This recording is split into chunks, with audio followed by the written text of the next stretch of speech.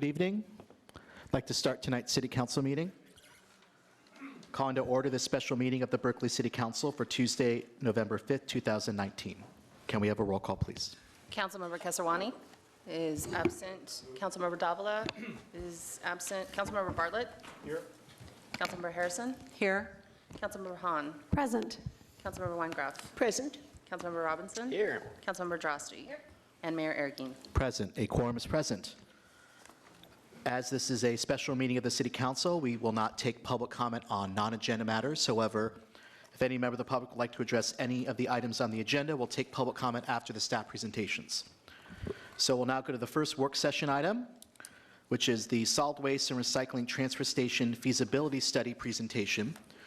And Mr. Harrington, are you going to introduce the item? I am been asked to introduce staff, and I think we brought everyone tonight. So, thank you, Mr. Mayor, council members. Tonight, of course, it's a great honor to come back. This has been a year-long process. Very well-attended community meetings, a lot of community engagement, a lot of thought went into this, not only with community members, city staff, city partners. And tonight, we have, at the far end, we have Heidi Obermeid, who's our recycling program manager down at the transfer station. Next to Heidi is Sean O'Shea, who's our Department Finance and Administrative Service Director. And then we have Ruth Abbey, who is with Zero Waste Collaborative, one of our consultants. Next to Ruth is Mr. Greg Apa. He's the division manager and oversees the operations at the transfer station. And we have Kevin McCarthy, who is one of the consultants, also will be presenting tonight the alternatives from the transportation feasibility study. And myself, Phil Harrington, I'm the Public Works Director. And then, you know, we'll introduce our other partners tonight, give them a chance to arrive. And with that, like I said, it's a great honor. I mean, this is something that's been in the works for a while, came together, a lot of great thought and process that went into this and planning. And this is, you know, the next step after this is the financial feasibility study, and then we kick into the CEQA process to get this whole thing rolling. So with that, I'm going to go ahead and turn it over to either Kevin or Greg for the presentation of the program tonight. Switch the mic here.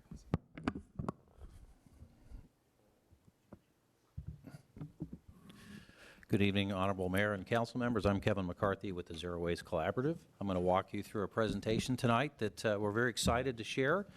We hope at the end that you have the same level of excitement about the future down at 2nd Street in Gilman. So in terms of an overview of what's going to be covered in the presentation, we're going to talk about the goals for the project.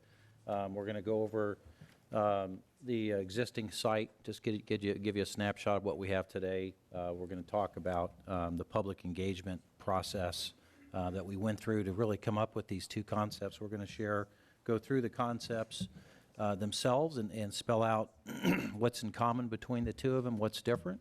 Talk a little bit about the future financial analysis and feasibility, and then talk about next steps. So with that, let me get started. So project goals, the most obvious goal for this feasibility study is to come up with a facility that's going to meet the city's zero waste goals. That's the obvious one. But there were some other ones that maybe weren't as obvious, but critically important. Things like the facility being a good neighbor and mitigating the impacts in the neighborhood. Ensuring that we have a safe facility for customers and the users of the facility. And certainly, the environmental sustainability aspects of the project, which we'll go in great detail tonight. Those environmental goals, there's a number of them that we strive to achieve in designing these two options. A whole range of them related to greenhouse gas emissions reductions, creating the infrastructure for the future electrification, that's a big word, long word there, for the future collection fleet. Coming up with a facility that was a net zero energy facility, and achieving some level of LEED certification. So again, as we get into the details of the presentation, we'll talk to you more about what that looks like. Actually, before I move on the environmental goals, because I think there's a couple of questions that may come up about this. In terms of the sustainability, we looked at the potential power generation at the site. So you're going to see pictures with photovoltaics on all the roofs. One obvious question might be, what's the power generation for the site purposes? So based on the initial work that we've done, that it will power the entire facility operations. There will be some need for some battery storage. There are some high peak demand activities on site, like the material recovery equipment that's very energy intensive. We also did do a preliminary check on the LEED certification. Again, this isn't based on any final design. We do believe the facility would be LEED Gold certified. Oh, let's see. I'm going to hit the, all right. So the existing site, to put it probably kindly, it's aged. It's well past its life. An amazing amount of activity occurs there. This perspective of the facility, the picture in the slide, is a perspective from the southwest, from the freeway direction. So currently the site is anchored on the south by the recycling center. It's anchored on the north by the transfer station, and obviously in the middle is where the public sort of makes their way through the maze. So one thing that was critically important to the project team when we started to look at the site is we wanted to look at it holistically. We realized if we just tried to fix one part of the site, it would affect other parts of the site. And so when you see the two concepts tonight, you're going to see concepts that really take a fresh look at the entire property south to north. And so we've tried to keep critical aspects of the current operation. For example, the buyback center and its location is sort of institutional, and people expect it to be there. And so for us, moving it, further up the street or putting it in a more inconvenient location just wasn't going to work. So there were some obvious things that we could build off from the existing footprint, but in the end, we're dealing with a site that's bounded by the railroad tracks. It's a long, narrow, skinny site. So in going through the various options, we really were constrained with those site characteristics. This slide's about the existing site tonnage. A couple things to point out. The overall diversion rate, so the percent of tons that come to the facility that are diverted away from landfill disposal, is about 47%. Pretty good number, but a lot of room for improvement. So again, when we went through the options for improving the site, we want to take that number to 75%, 80%. We want it to be much higher than the 47%. So let's start looking, take a look at the future. We have a series of slides throughout the presentation that give you a current versus future snapshot. This one's of the transfer station itself. The current view, we have a transfer station that's open air on three sides. There's holes in the roof. It's seen a better day. The facility rendering on the right of the new facility is a fully enclosed transfer station. Much more airy, much more spacious, better opportunity to recover materials. So really a dramatic improvement from current. I'm going to turn it over to Ruth Abbey, who's going to talk about the public engagement and the stakeholder engagement process that we went through for the project. Good evening, Mr. Mayor, members of the City Council. Appreciate the opportunity to talk to you about our public education stakeholder process. We consider this kind of the core function of the feasibility study because this facility is for Berkeley. It's for Berkeley residents. It's for Berkeley businesses to enjoy, use, and be proud of. And we conducted an extensive series of meetings throughout the city over the 9-month period of the project. And it was really thrilling to get to meet with so many Berkeley residents and interested businesses, stakeholders. So early on last fall, we conducted what we called a listening sessions. And prior to the listening sessions, to prepare ourselves for that, we met with who we consider to be our key stakeholders, and that includes both city staff. We had a kickoff meeting with a large group of city staff from multiple departments. And then we met with the city's contractors who work at the transfer station. This includes, folks that Pam, Jeff, and Carol, Dave, folks at community conservation centers, Dan, Mary Lou, Max from Urban Nor, and Martin, Debbie, Greg from Ecology Center. These are what we consider to be key stakeholders for the project. We then conducted 3 listening sessions at the Berkeley Public Libraries, 3 different libraries during the fall. And this was to go into different regions of the city, talk to residents about what their vision is for the transfer station, what their experience is with this transfer station, and to really prepare for the design charrette that was held in January. So we took a lot of information in because it's really the most important for this facility to be reflective of the city's needs, and particularly residents and businesses of the city. So we conducted the 3 listening sessions and then pre-prepared for the January charrette process. I'll talk a little bit about that in the next stage, in the next slide. But after the charrette, we then came back with some preliminary designs at our March meeting. We had a series of a couple more meetings to present the results of the charrette. We got a lot of feedback on the March version. Went back and did a little bit more redesigning. Kevin will be presenting the final results to you.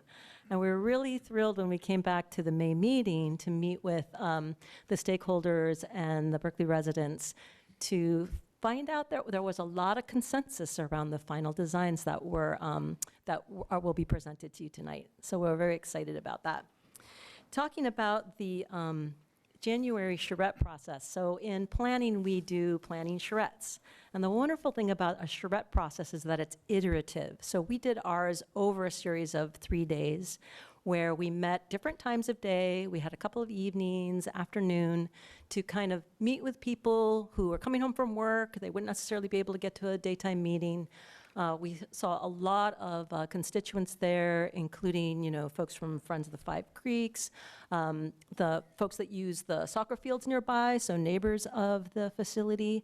They came and they supported this effort. There were certain mitigations that they wanted to see, certainly certain features that they wanted to see in the design.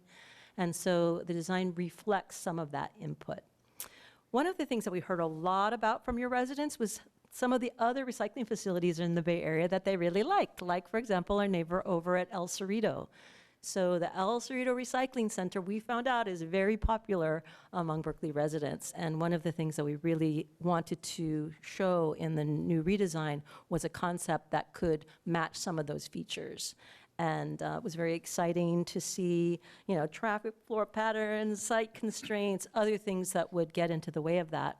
And so in the design charrette, we actually had a presentation of some concept designs that our group came up with, and then we turned it over to the teams of people, and you can see on the slide little cutouts of different sizes of buildings that match the size of the buildings that we will need at the new transfer station for the material recovery facility, for the transfer operation, for the reuse area, and for our Berkeley version of the El Cerrito Recycling Center. And then the different residents played with those models and came up with their own designs. And these designs were traced and reconfigured and discussed and talked about. And we really feel as though the designs that we've come up with really reflect the needs, desires, and wishes of your Berkeley family. Thank you, Ruth. So let me now get into the 2 concepts themselves. So it really was a process of literally putting the puzzle pieces together. Again, looking at that long, narrow site, trying to make the traffic work, trying to get all the functionality that you currently have and add all the things that you want in the future. And we went through more than a dozen different iterations. That's probably conservative. It's probably more like 15 to 20. We looked at two-story parking garages, 2-story transfer stations. We looked at the El Cerrito circular traffic pattern. We flipped buildings every possible direction, north and south and east and west. So ultimately, we came up with 2 design concepts that I think what we were most happy about when we were done, really based on all of that stakeholder engagement and the public engagement, is people really did coalesce around common facility features. And so The A and B concepts that we're going to share with you have much more in common than they don't. And so we'll point out the things that are different about them. But primarily, they have all of the same environmental features. They have all the same functionality for recycling. But one option, option A, has one sort of large building, and another, option B, has sort of two separate buildings, and we'll get into some of those details. But again, I want to thank, like Ruth did, the stakeholders and the public that came out. We would not have gotten through this process, I think, so successfully to this point, and really the coalescing around these two options. And so again, I hope by the end of the presentation you like the two options, so we can move forward with those. So what are the things that are in common with the two facilities? One of the big changes, and this was a very lengthy conversation we had with all the participants in the meetings, is we wanted to get the public traffic separated from the larger vehicles. And so both concepts have the public traffic entering to the north portion of the site. That top picture shows you a new entranceway at the end of the end of 2nd Street. The cul-de-sac has been moved up on the street. We have more queue space, more scaling possibilities, and again, only the public will use those scales. They won't have to mix with the larger vehicles. So it's a big improvement. Both options have that in common.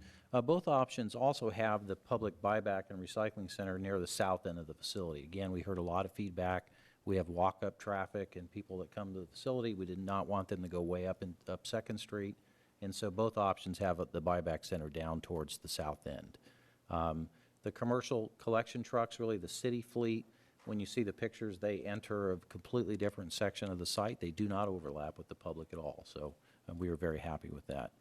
And then all of the public amenities, the environmental features, you really can't look at A or B and say one's better than the other. They really both are super strong options in terms of sustainability. Oh, let me back up. I missed one of my notes.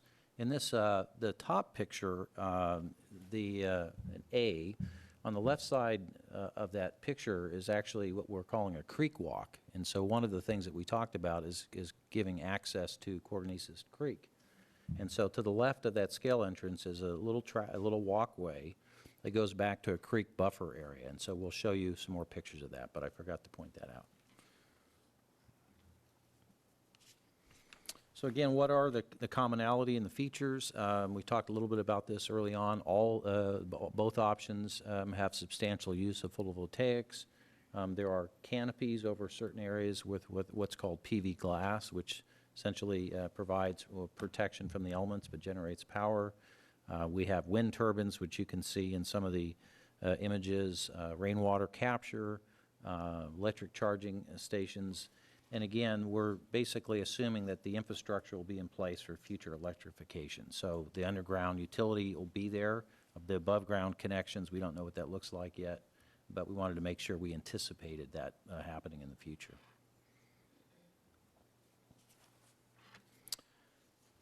Another, huge part of this endeavor was to make sure that this public works project was accessible to the public. This was something that occurred to me a number of years ago in a previous job. We build these things, wastewater treatment plants, clean water, filtration, electricity, power generation, garbage facilities, and nobody gets to go see them. And so they've become more accessible over time. There are tour programs at the stinky facilities, the wastewater treatment plant, not the trash facility, of course. But the trash facilities, solid waste and recycling facilities, it's very common to have education centers. We don't have one currently. And so this facility will have an environmental education and tour program. We mentioned the creek walk and that connection to the watershed. We've also designed in community and artisan space that'll be in the buildings. There'll be a number of public kiosks throughout the site where folks can get information on zero waste and other sustainability features. And I think pretty powerfully, this is a great opportunity for civic art. There's public-facing walls, building spaces, little nooks and crannies where you can put sculpture, you can put art on walls. The images that I'm showing you, the top image is actually, if any of you have been to Ashland, Oregon, I hope you have, a beautiful city, an amazing Shakespeare festival. They've done a great job with their watershed there, and so they have a watershed art program. This picture is recycled glass tile that's in a walkway, and this picture of a salmon. And so there's great things we can learn from other communities, what they've done. The picture below that is what we call a word wall. That's at an education center. And it's essentially a whole series of words. When you sort of put them together, they're all sort of puzzle pieces, but when you make some of these words, put them into action, you get very positive outcomes. So again, just another sort of teaser of things that might be done in the future site. So let's get into what these options look like. This is a site plan looking down on the property. So to the far right of the sheet, let's see, yes, to my right and yes, you're right too. I was trying to figure this, is Gilman Street, and then the bottom of the page would be 2nd Street. So we're kind of looking at the long view of the site, and then we're pointing out sort of the major components of the facility. So to the far right, which is the south end of the facility, is the buyback and drop-off center. Adjacent to that is this one single building. There is a divider in the building, and it's meant so you can control sound and noise and environmental controls, but it is a single building that essentially is split between a material recovery facility, a recycling center, and then a transfer station. But it is a single common building. I pointed out the truck traffic for the city collection vehicles. It enters from what is the southeast corner of the site, so the top right corner of the page. When you come over the railroad tracks, there will be a right entrance. The city collection vehicles will enter there, and they'll proceed parallel to the tracks and then back into either the MRF or the transfer station. The public will come all the way down 2nd Street and loop, make a clockwise loop, and then come in from that direction. So this was a critical point that we discussed. If you go to the site now, there's lots of mixing of traffic, not necessarily the safest conditions, so that's something important to point out. And then the far left side of the page, you'll see the creek buffer area. This will be there will be some creek restoration. It creates an opportunity in that space to have, again, watershed art, interpretive displays, and other information on the creek. So this is sort of a rendering looking down on top of the facility. It's really just meant to show that all of the roof structures will have photovoltaics across them, both in the buyback drop-off area and the main buildings. So Concept B. So Concept B, again, all of the same environmental features, all of the same traffic features, but 2 separate buildings. The material recovery facility, where the bottles and cans and paper are sorted, remains on the south end of the property as it is current. There's a buyback and recycling center adjacent to that.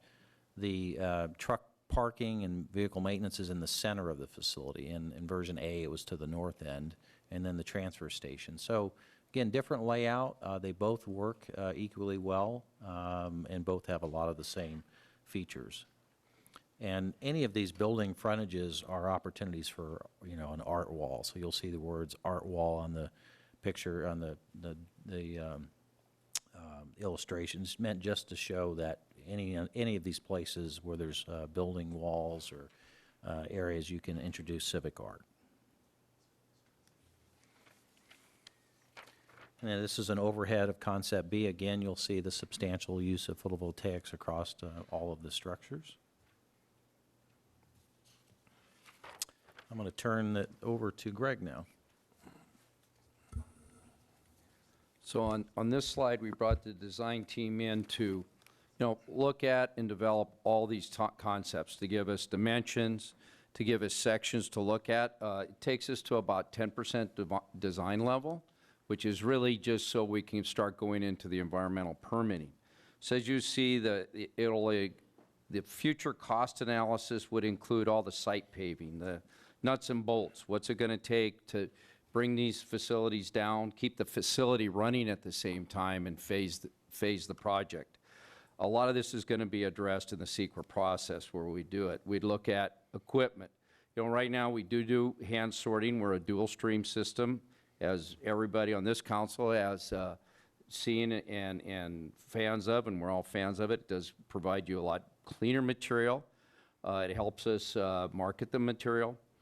So we continue that. There's some improvements you can do with it. It still would rely heavily on labor.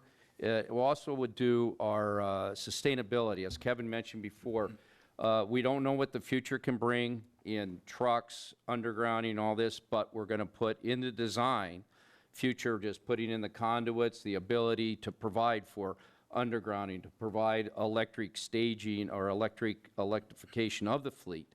That's still ongoing. I'll just mention as a side, there's some that are looking at them as assist trucks. They're still not a production vehicle, electric trash truck right now, or collection truck, excuse me. All the other stuff we'd look at in the secret process would be costs and all of that. So going to the next slide. So what we do have projected is, any design contingency. When you're looking at this, depending on when you're looking at the construction date, there's contingency in there. And then there'd be significant permitting costs, not just doing the secret process. The secret process is strictly for the environmental clearance of it, be it we go through a full-blown two-stage environmental impact report or look at a mitigated negative declaration. So we do have currently in our projected costs that we have in our 5-year forecast, we have for the feasibility study. We budgeted for that we have ongoing. We're proposing a budget on the secret process of going through all the studies. The original EIR for this project was done in 1979 and it was finalized in 1980. So although it does have some information, it's been quite a while, so we'd have to go through that process. Also, all these buildings are going to require footings of some type, geotechnical footings, and that'll require a geotechnical study. So we have projected in the budget year and 2 budget years from now to start doing the geotechnical site investigation, and that would be in sequence with the secret process, so we can put that in there. And then after that, after the CEQA is all done, and hopefully we get a positive response and we come out at the end of that process, we would do the final engineering. And that would take it to 100% design. So now we can send plans to take this out to actually get bids for construction. So although it's a lengthy process, this is a first stop in that process. And we go to the next step in doing the environmental studies, bring all the opinions in, do all the studies, and we can finish that up and start really doing the project to improve it and give this city with the reconfiguration of the Gilman I-80 project. In this, you really have an anchor project in the northwest part of Berkeley, gives everybody a good look in there, and gives you a facility that will address Berkeley's needs for another 30 or 40 years. And with that, I'll turn it over to Sean.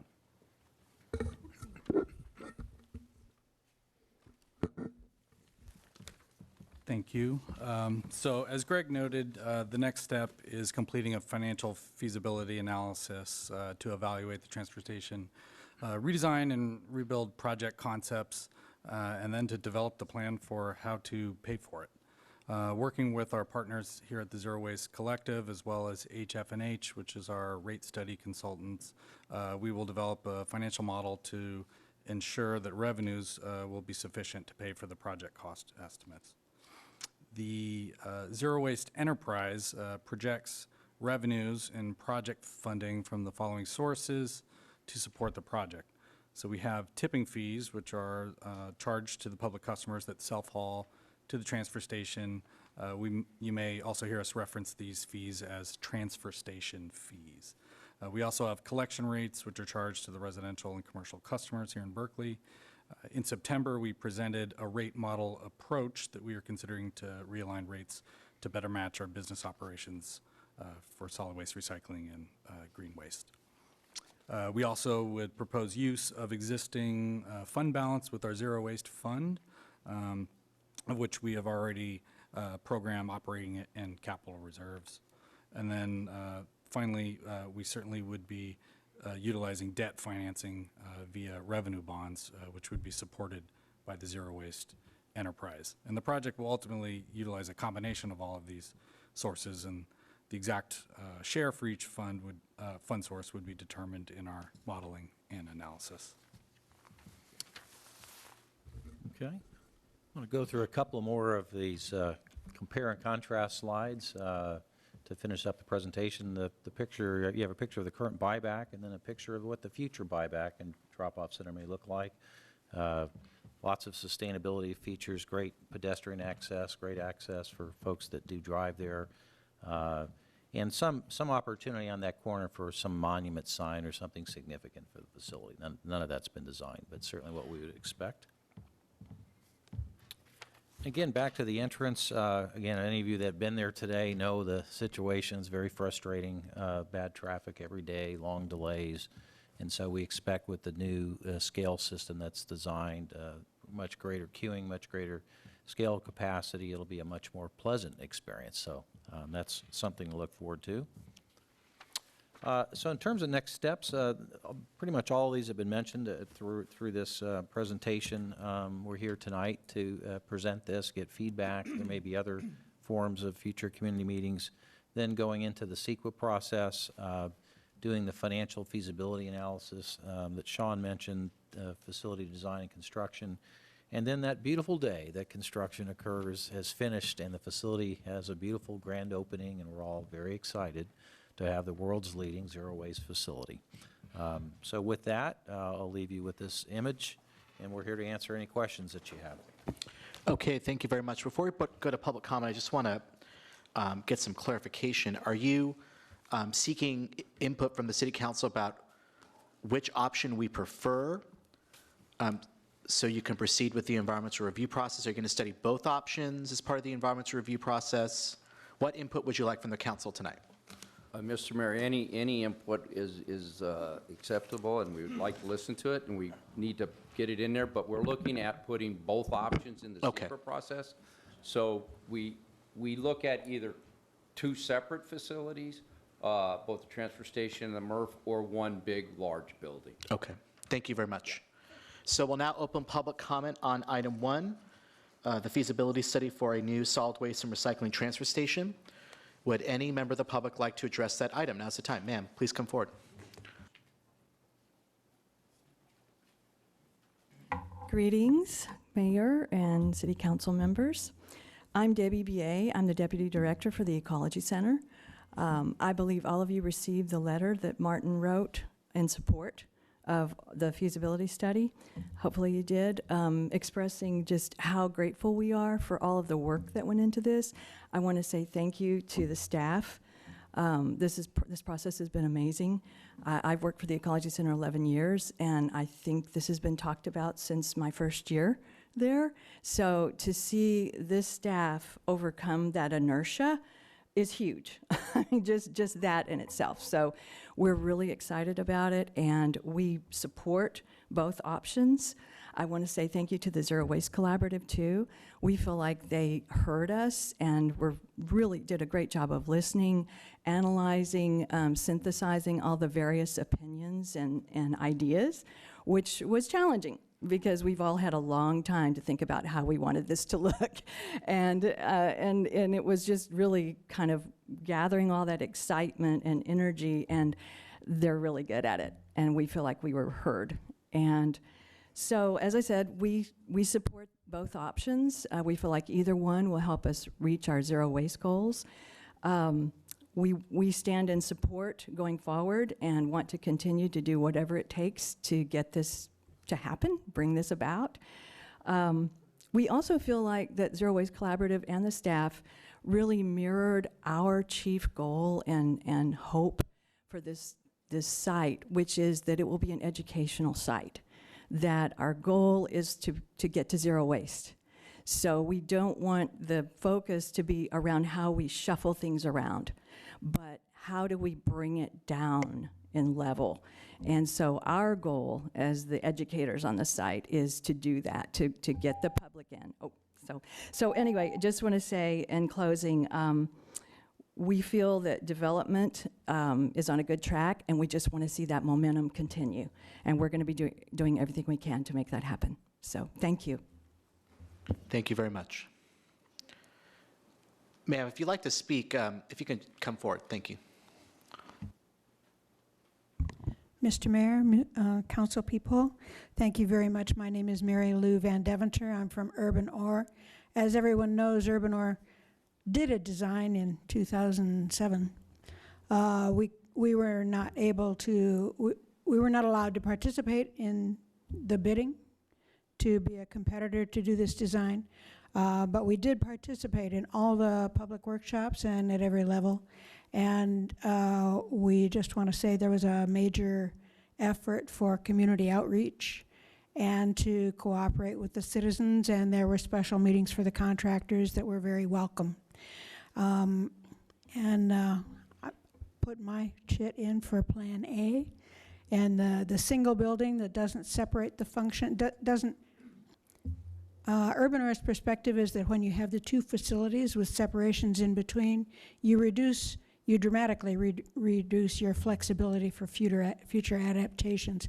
Goodness knows what the resource future will be for our tender planet, and we think that the facility needs all the flexibility that can be designed in, and we think there are some pretty good professionals here. Thank you very much. Thank you very much.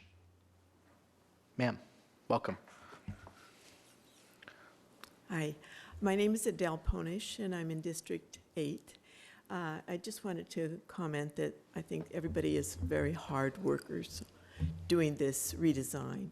I have been corresponding with a few of them. And I would like particularly you to look at the intersections at Gilman and the freeway, because we can't be having more traffic coming there once this becomes a success. It's just not going to work. It is a dangerous, I saw an accident there just the other day, just this last week. And I refuse to let my husband get off the freeway there. I think that we would shorten our lives by a considerable amount. I also would like to say that I think it's important that the transfer station have a method of transferring waste, plastic waste, to rail cars somehow. I know the tracks, I understand that the site there is too short to have a spur come off so that they can load right there. But that doesn't mean they can't take it on in containment vehicles and take it to a train station rather than shipping it across the ocean. That's from bygone days. We have to stop doing that. Thank you. Thank you. Any other public comments? Sir. Hello, I'm John Hanscom. I'm a Community Conservation Center's board member, and just wanted to also put in our appreciation of this process. We've contributed to the conceptual design process from our years of operating the facility and the rebuild that happened after the catastrophic fire, and we had it rebuilt in 1990, and would like to support the ongoing process as we move forward. So, thank you. My name is Dan Knapp, Urban Ore. Since I've been in Berkeley, I've noticed many times that we are a vital link in the lives of people who are now homeless. I would like to know whether this facility has any place for people who could possibly work with homeless people, because they already cluster around the facility, and they will in the future as well. If we go forward with a reform of the deposit system that California has allowed to languish, it's fallen apart in the last couple of years, and many redemption centers have closed all over the whole state. We could expand the deposit system and put more bounties on the materials that people throw away all the time and that other people could collect and collect money for. And I think that would have to be planned in, and I hope that somehow or other the city, which is always forward-looking, would please take a look at the connection between homelessness and the homeless people who are basically surplus labor. That's an old Marxist term. I'm not a Marxist in particular, but that's true. That is a term that Karl Marx used. And that's what they are. And sorting, I know from experience, is therapeutic. I've done it myself lots of times, and I know that it makes you feel better after you basically are taking something that's chaotic and making it into something that makes sense. And that's what you do when you're sorting. And that's therapeutic for people. So I think socially, this is a big social, you shouldn't just look at it as tonnage and dollars and cents. You should look at it as people, because we need to have more labor-intensive approaches. That's how you get sorting done. Thanks. Thank you. Any other public comments? Okay, seeing no other public comments, thank you all for coming this evening and for your comments. I will now bring it back to the City Council for questions and discussion. And the first council member is Councilor Davila. Thank you for your presentation. I have a bunch of questions which I sent to you, which you probably just got recently. So you haven't had a chance, but you can answer them later. But I'll ask a few now. So I said this a few times, but I'll say it again. Composting toilets. Are there going to be anything like that in there? And then it doesn't look like it. And then I was curious about, like, I guess you're going to have solar, so that's good. But I had a question previously about microgrids or biochar, if that's possible to have go on there.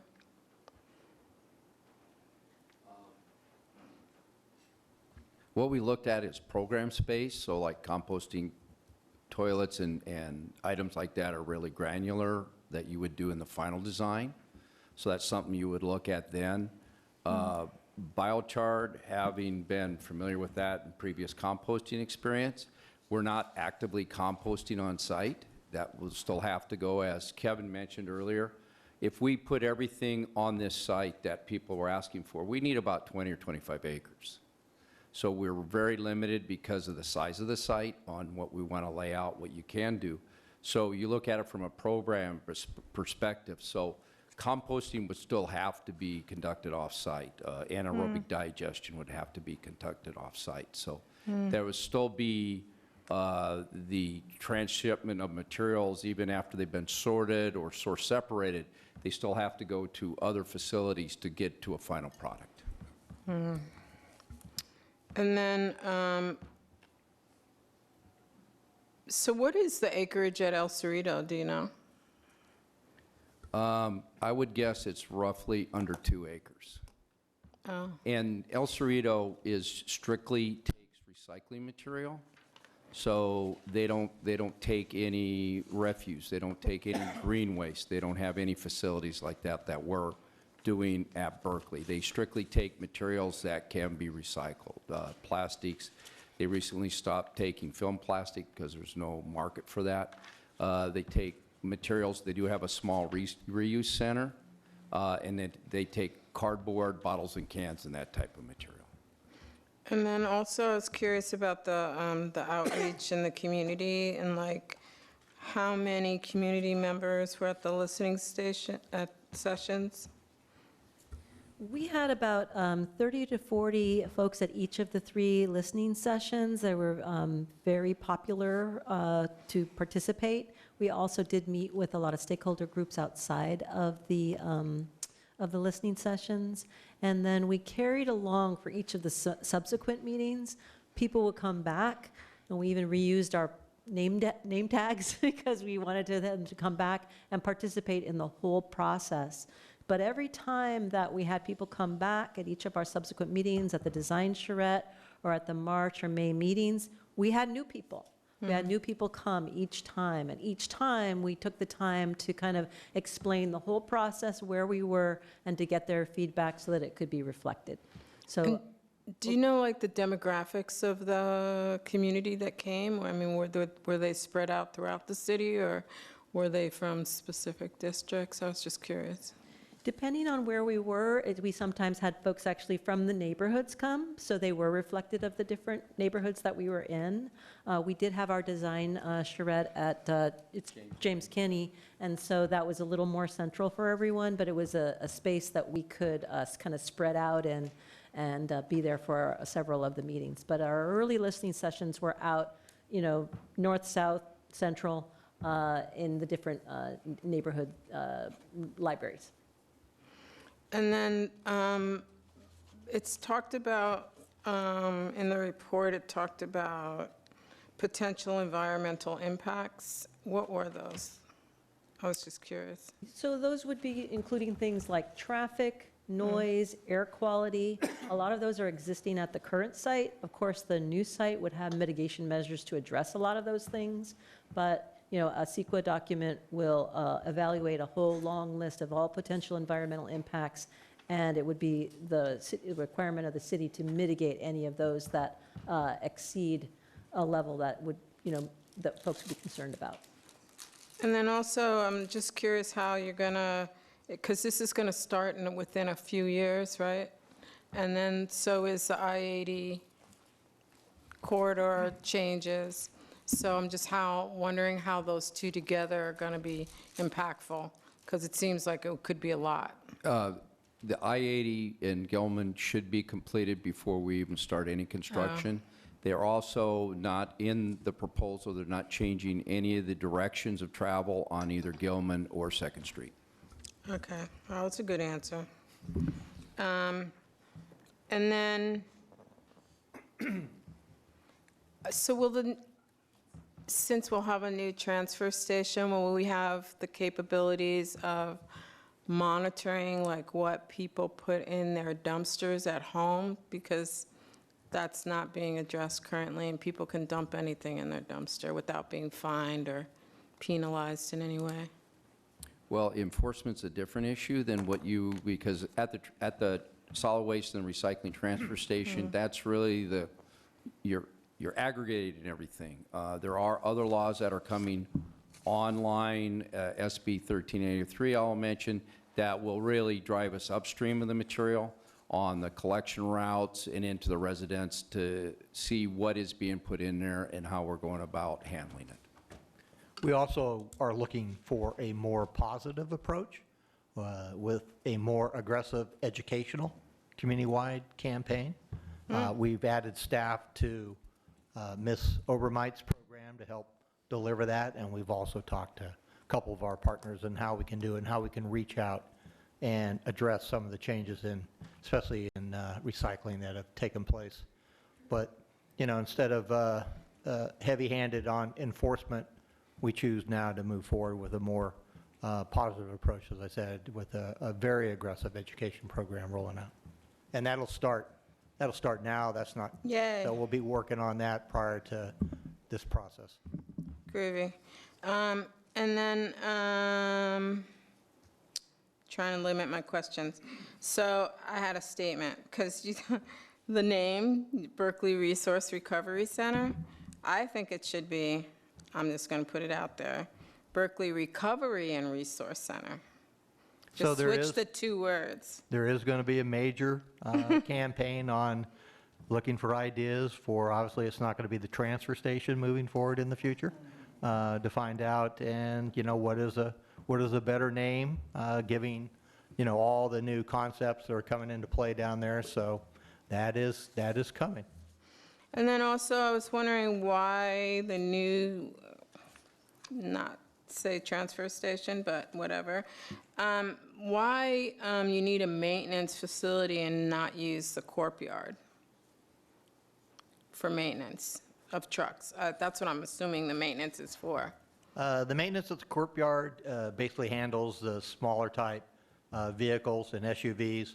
The maintenance facility at the transfer station is primarily geared towards fire equipment and the heavy impact collection trucks that occupy the service center down And there. that currently goes on now? Yes. Oh, okay. I didn't realize that, obviously.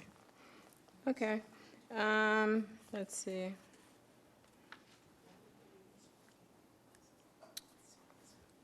There was something that said RFID scale. What does that RFID stand for? I don't think I could find it in the text. Radio frequency ID, so it's a way to, you put like a barcode on the truck, and when the truck goes up, it gets scanned automatically, so no paperwork. Okay, I just have my questions, and then I want them answered. I was just curious. All right, I think, let's see, maybe one more. Oh. It talked about, I guess you do this already, mattress recycling, and then needle. And I was just wondering, like, about, I think you said something about there'll be something for needles, like sharp containers or something. I forget what but that was my question. Will there be that type of? We have a sharps container there now for people to bring in both prescription and sharps. Oh, that's good. And then I think I'll stop there. Oh, no, there was one more thing, because it talks about 2050 a lot throughout the report. I think and then it talked about 2028. Why not 2025 or something sooner? Closer times than later times is what I was thinking. The permitting process will drive that time. So what we're doing is giving our best guess sitting here today how long the secret process will take, how long it'll take to get a consultant on board to do the secret process. After the secret process is completing, then we have to go to final design, and then after that, you have to get the permits. So each one has a timeline that can be, like the secret process could be 3 to 5 years.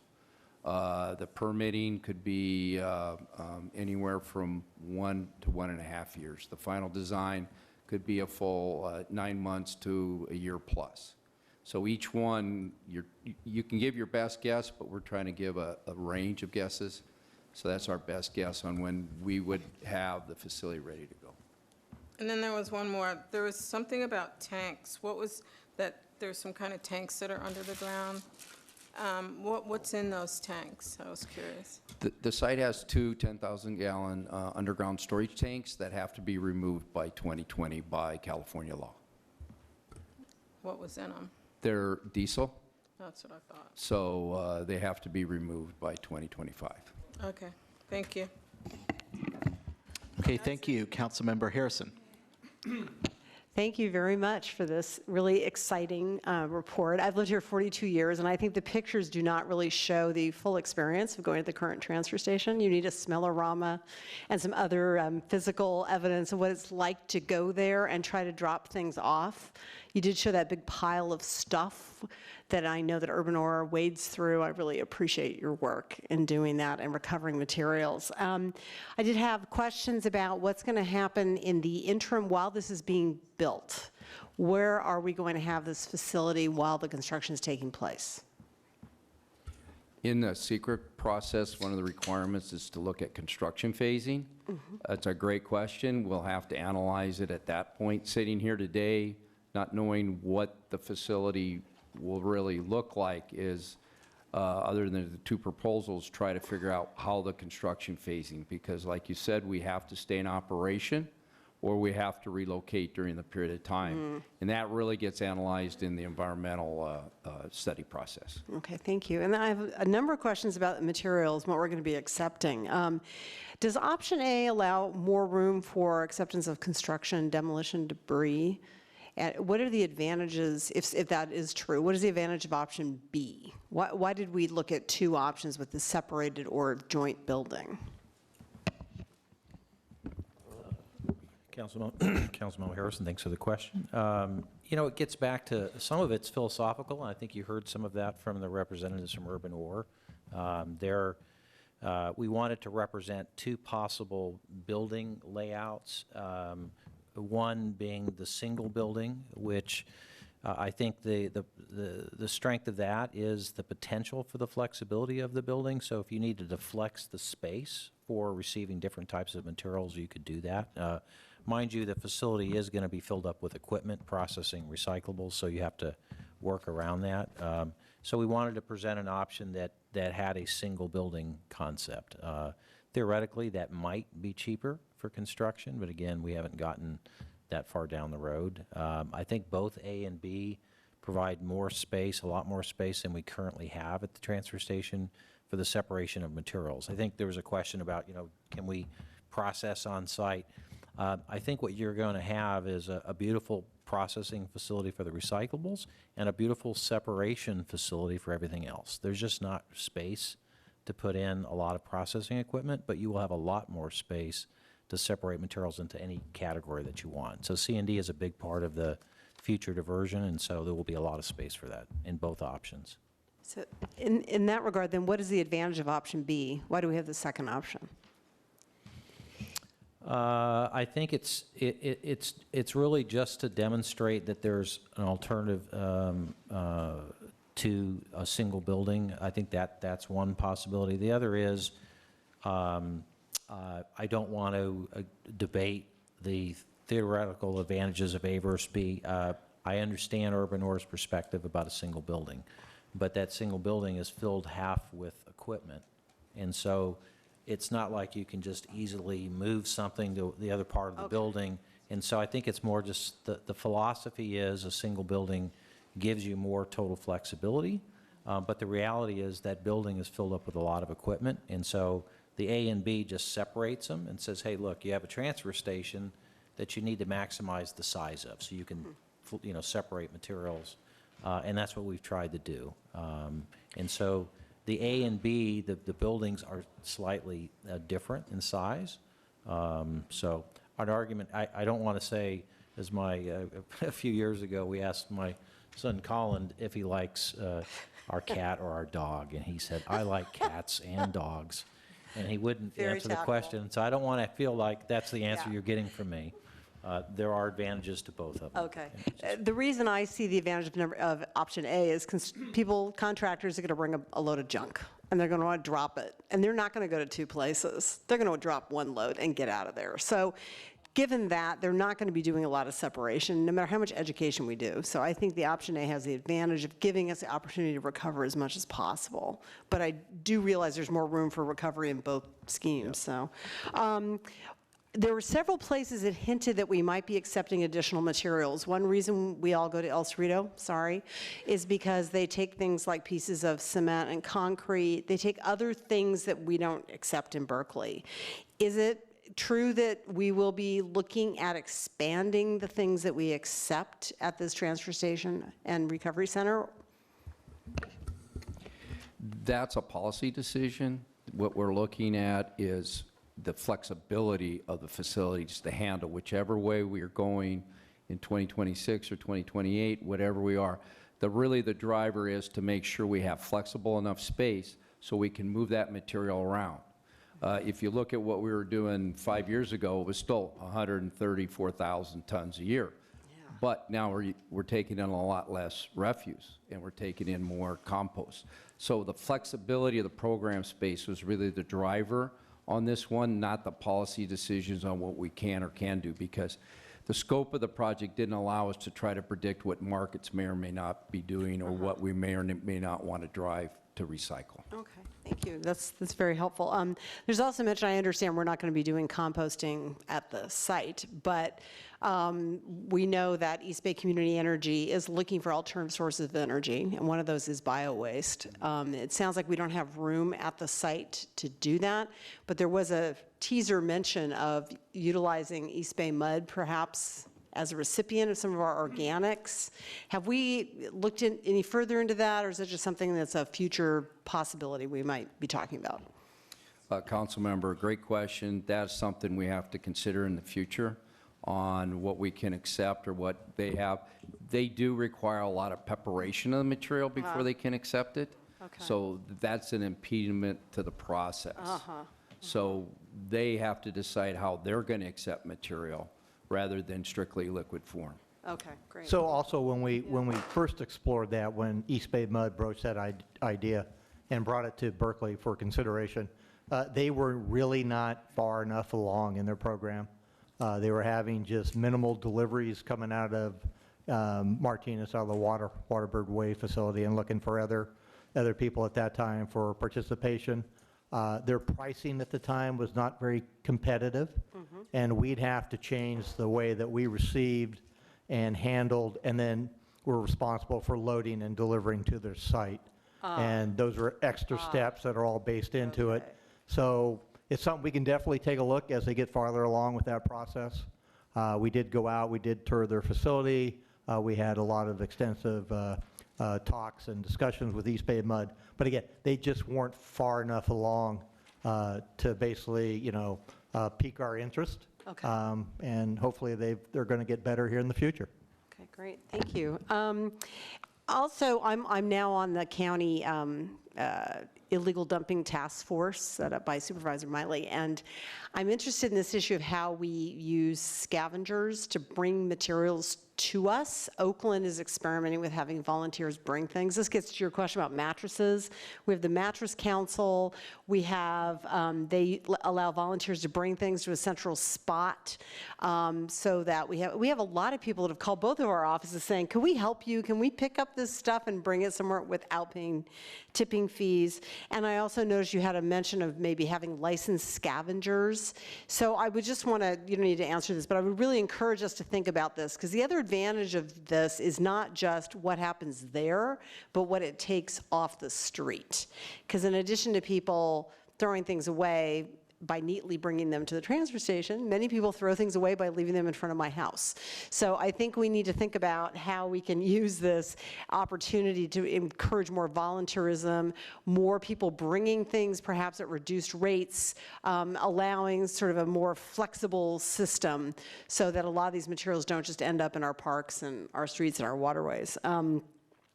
My last question has to do with the sort of the budget question. I realize we're not far enough along, but it'd be helpful to know at some future date how much we're getting from each of the sources we already know we have. So how much are we collecting currently from tipping fees, from collection rates? And what is the zero waste fund balance? Do you have that answer? Do you know what the fund balance is right now?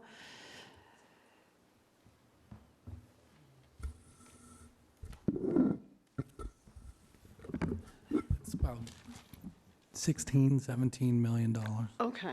Okay, and is that being used for anything? I think someone mentioned that it was currently programmed for operating capital uses now. So a lot of these costs, in particular, the CEQA process, the design cost, the fees, that's how we're going to do that. So for the construction of the project, we'd bond for it, but to spend for all of the prep stuff, we would need to use our existing funds. Okay, and one other thing. So this will go along the same financing as considerations as the Center Street Garage. So it'll be a proportionate contribution from the existing fund. So these, there are more reserves that have been set aside for consideration for this. And then that will allow us to figure out what the revenue bond moving forward that's going to carry the bulk of the cost here. Also, and we started the rate study, and we've kind of put a kind of a hold on that right now. We're going through several key negotiations. We're looking at upcoming future projections for contract increases, and so we want to make sure that all this is taken into consideration, and then we'll come back and see where we are. There's obviously we're getting a little bit more right now in our rate structure, and we want to see how much of that can actually go for paying down the debt on the revenue bond. So there will be a complete analysis and restructuring, and there's a lot of moving pieces right now that will start coming together in the next 6 months. And that's why we kind of separated the feasibility study for the financial part of this.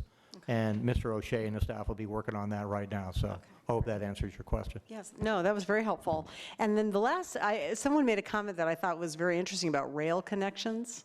Have we thought about that? Is that something that we can do from here?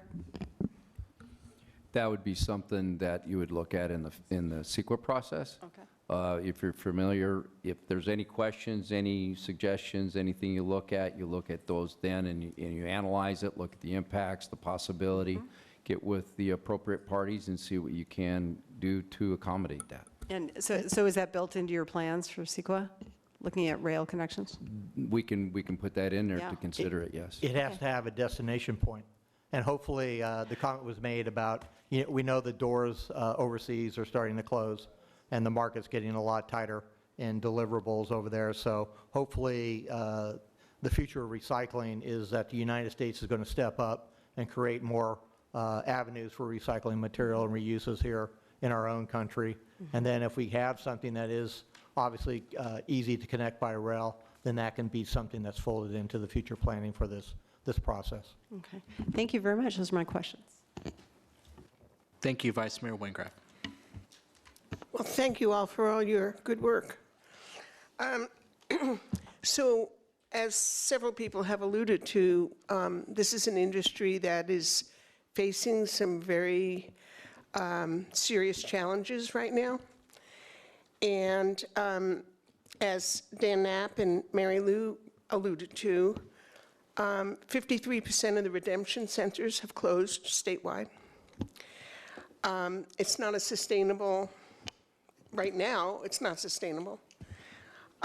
So my concern is that we make sure that we plan this facility for the future, not for now, but for the future. And we really don't know quite where that's going. So we do have to build in as much flexibility as possible.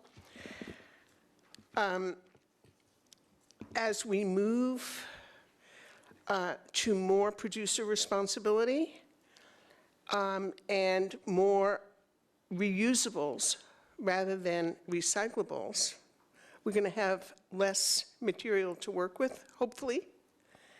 But we don't quite know at what speed that's all going to happen. But we know that that's the direction, especially in the state, that we're moving in. So I just want to make sure that we're really thinking far down the road. You know, we have a 2050 vision, and I think this is a perfect facility to think 2050. And hopefully in 2050, we won't have plastic around anymore. That's my wish. So I guess that's just what I'm saying. I want to make sure we don't overbuild, that we do it just right. I know it's hard. It's a difficult task, but it is an industry that's definitely in transition right now, and we need to figure out how to meet those challenges. Thanks. Councilor Hahn. Thank you so much. This is so exciting. Long anticipated, long awaited, and I think just an outstanding product. Just the report that you've provided. Just huge thanks to the Zero Waste folks, to Public Works, to Phil for his leadership, and to the entire team, both in-house and the consultants. I know that maybe the public doesn't think that this, zero waste and transfer stations or whatever we're going to call them are exciting, but I do. And I just can't say enough to thank you. My comments are not particularly well organized. I'll just run through them. Some are little questions and some are just comments. First of all, just a clarification. If you can look at page 10 of the packet, I know there's a lot of different numbering systems, but I'm looking at the numbers in the far corners. On page 10, it says that at the bottom, fiscal impacts of possible future action, you've got the final bullet point there, you've got $5 million for final engineering, design, et cetera. And then very hopefully, I noticed that on page 41, that final bullet point is $3 million. And I'm hoping that the $3 million was right, because then all of a sudden, instead of being 11 million, it's like 9. Which one's right? Hope? Both are projections. I apologize for the different Oh, no, I was just hoping that the lower one one was, I thought it was a typo. Until it goes out for final bid, you really don't know what the engineering firms are going to charge you to take it. A project of this size will probably anywhere from 400 to 500 pages of final design. So engineeringly, it'll be quite the large project, either concept A or B. So what we have programmed in for the forecasted budgets, 21 through 25, is $5 million for that. For that last piece. Oh, okay. All We've been adding as we go along too, so there is financial changes. I mean, one thing, just in the last month, we looked at it and realized one of the most important things is make sure that everything down there is undergrounded. You know, it's a great opportunity to take care of that. And this is going to be kind of a leader in the area for design standards, so that's one. The environmental creek walk is something they worked on. That's something that's, I don't know if you've been there and seen the existing condition. Not in happy circumstance. Creek at that location, but this will be something that's an enhancement and draw the community in, you know, other things as we go forward and moving into it, and is definitely something that we're headed towards is complete electrification of the fleet down there and the facility, net zero, being able to generate all the enough revenue. You know, we talked about bringing in, this will be a showpiece, and it's very rare that we do a project of this size in the city that has an opportunity to bring civic art onto the project and make it incorporated into part of the facility. So a lot of that is going on, you know, and this is something that Mr. O'Shea is going to be working on, is the financial feasibility, and then usually that is going to be where we land in terms of what percentage would be allocated towards future design. But it's a very complex facility to build, but it's something that we believe the community and especially, you know, the staff is really driven to deliver. So, as Greg said, it'll come and start work itself, you know, out Right. as we get closer to the final cost. Thank you for that. Thank you very much. Echoing some of my colleagues' questions, I'm concerned about room for new and emerging technologies to be cited. I know for organic material, there are these new anaerobic digesters that are, you know, the best thing since sliced bread. And I know that they're in other countries, I think in Japan, they have these, you know, I hate to use the word incinerator because it's got such a nasty reputation, but they have kind of high-tech incineration that has, I believe, has dealt with a lot of the negative externalities of incineration. And so when I was looking at sort of options A and B, I was kind of thinking, well, you know, the option with two buildings, there's all that open space in the middle, and, you know, if the day comes that we need huge new things to help us, then we have room for it. But then it was interesting to hear that, you know, that Dan and Mary Lou, the folks from Urban Ore, who have so much literally hands-on experience, that they view a single building and kind of more flexible indoor space as the best, or, you know, as a good home for innovation. So I'm wondering if you guys have any thoughts about, you know, what kind of room do we need to leave on a project like this for the future to be built into it? Is there any thoughts about indoor versus outdoor? Do we even have a sense of what's coming down the pike that we might end up wanting to do? All great points. That, again, would be something we can study in the CEQA. One of the constricting factors is we have 100 vehicles we have to have on site, too. That's your collection vehicles. Those are already limited by their size that they can carry on the amount. So that was a challenge, and I think Kevin, he referred, we even looked at putting up garages, but then that causes you space problems. So either facility, again, I mentioned it as program space, so we do have the availability of space within the building, no matter what we're doing in there, so we can move things around, so it gives us the ability. It's really not truly sized on, we're taking this X amount of tons today, and we're going to take this X amount of tons. It's really what's the program space you have available and whatever, and that's been the real strong word in everything we've dealt with and talked to everybody in the public is flexibility. Whether it be a single building or 2 buildings, is make sure that building is flexible. Because again, like you mentioned, Councilmember, we don't have the crystal ball. Nobody does.